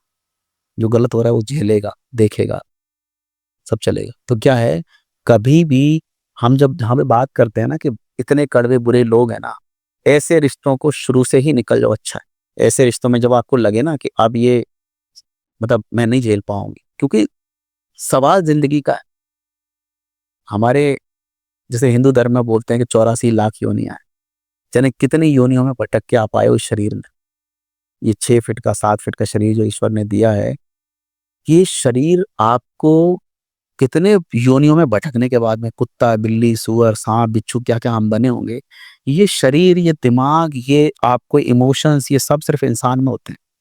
तो ये जो आपको अपॉर्चुनिटी मिली है ना, कितने सदियों में, कितने वर्षों में, आपको कितने जन्म लेने के बाद वो मिली है। अगर इस शरीर को, इस जीवन को आप नष्ट कर रहे हो एक ऐसे गधे के चक्कर में, ऐसे सुअर के चक्कर में, तो आप बेवकूफ हो। द डे यू रियलाइज कि ऐसा है, निकल लो। अच्छा, बहुत से लोग कहते हैं बच्चे के लिए जी रहे हो, किस बच्चे के लिए? ये बच्चा राक्षस बन जाएगा इस राक्षस के साथ रहते रहते। इस बच्चे के लिए इस औरत आदमी को छोड़ो, आप इस बच्चे के लिए इस आदमी को छोड़ो, इस बच्ची के लिए इस आदमी को छोड़ो। क्योंकि जो आपके बच्चे हैं ना, आज ऐसे टॉक्सिक, नशेड़ी, कबाड़ी, व्यभिचारी आदमी साथ रह रहे हैं ना, ये बच्चे बड़े होते होते जानवर बन जाएंगे। ये बच्चे अपनी बीवी का, अपने पति का शोषण करेंगे, ये उनको दुखी करेंगे, उनका जीवन नरक बनाएंगे, क्योंकि ये वही सीख रहे हैं जो आज इस घर में हो रहा है। आज ये मारपीट हो रही है ना, इसमें मोस्ट प्रोबेबली होता है कि जो लड़के हैं वो बाप जैसे बन जाते हैं, वो भी अपनी बीवियों के साथ यही करेंगे, मारपीट करेंगे, गलत व्यवहार करेंगे। तो आप अपने बच्चों की दुहाई दे रहे हो ना, मैं कह रहा हूं बच्चों के लिए निकलो ऐसे रिलेशनशिप पे। आज अगर आप एक सा डिसीजन लोगे ना, आपकी बेटी बड़ा प्राउड फील करेगी अपने ऊपर। कभी उसके जीवन में ऐसी दिक्कत आएगी तो वो कंधे पे एक बोझ लेने के लिए तैयार होगी। कोई बात नहीं, मेरी माँ ने किया था, मैं भी कर सकती हूँ, लेकिन मैं मेरा जीवन खराब नहीं करूंगा ऐसे आदमी के लिए। तो ये बड़ी करेजस बात है। लोगों को लगता है, देखो डाइवोर्स बहुत बुरी चीज है, मैं मानता हूँ, लेकिन ये वरदान है उन लोगों के लिए जिनका जीवन नर्क बना हुआ है शादी की वजह से। So there is nothing wrong or right in this life. You will have to pay the cost of every decision you take. आज अगर आप गलत शादी से निकल रहे हो, उसकी डेफिनेटली कीमत है। आप सिक्योरिटी है फाइनेंशियल, वो छूटेगी। जो घर है वो छूटेगा। बच्चे हैं, हो सकता है उनका केस चले, साल 2 साल कोर्ट कचहरी में चक्कर लगाओगे, ये कीमत है। लेकिन उस कीमत में अगर आपको आजादी मिल रही है ना, कोई दिक्कत नहीं कीमत चुकाने से। लेकिन अगर आज आप इस घर में रहते हो, उसकी सबसे बड़ी कीमत यह है कि जिंदगी भर ये लात मुंह से पड़ेंगे, तुम्हारे बच्चे बिगड़ेंगे, मरते मरते तुम्हारे जीवन में सुख का एक बूंद नहीं आएगी। क्या वो कीमत तुम चुकाने के लिए तैयार हो? So there is a cost for every decision you take. लेकिन लोग ये सोचते हैं कि नहीं साहब, बच्चे, अरे बच्चे को सब बड़ा करना, उनको रोटी खिलाना, उनको कपड़े देना, ये तो कोई भी कर सकता है। जो रोड पे भिखारी है ना, भीख मांग रहा है, मजदूरी कर रहा है, रिक्शा चला रहा है, वो भी अपने बच्चों को पाल लेता है। उनके बच्चे मरते थोड़ी। कभी सुने हैं कि भिखारी के बच्चे मर गए, रिक्शे वाले के बच्चे मर गए, अच्छे कपड़े ना पहनने की वजह से, अच्छा खाना नहीं पहनने की वजह से? कोई मरता है क्या? हर आदमी अपने बच्चों को पाल लेता है। लेकिन ऐसे टॉक्सिक माहौल में जहाँ 4 रोटी मिल रही है ना, मैं कह रहा हूँ बाहर 2 रोटी अच्छी हैं, लेकिन ऐसे माहौल में रहने से अच्छा आप शादी से निकल जाओ। सर बहुत अच्छा लगा आपसे आज बात करके। बिल्कुल टॉक्सिक पेरेंटिंग में हमने इतनी सारी बातें करी और इतनी सारी इंसाइट्स पता चली, स्पेशली जो आजकल के टाइम पे चल रहा है। तो बहुत अच्छा लगा सर आपसे बात कर कर। तो स्वामी जी हमारे साथ थे और इसी तरीके के और रेलेवेंट टॉपिक्स भी दी आईयर शो में आप और देखेंगे। लाइक शेयर सब्सक्राइब करना मत भूलिए। आज के पॉडकास्ट के लिए फिलहाल इतना ही। Thank you. थैंक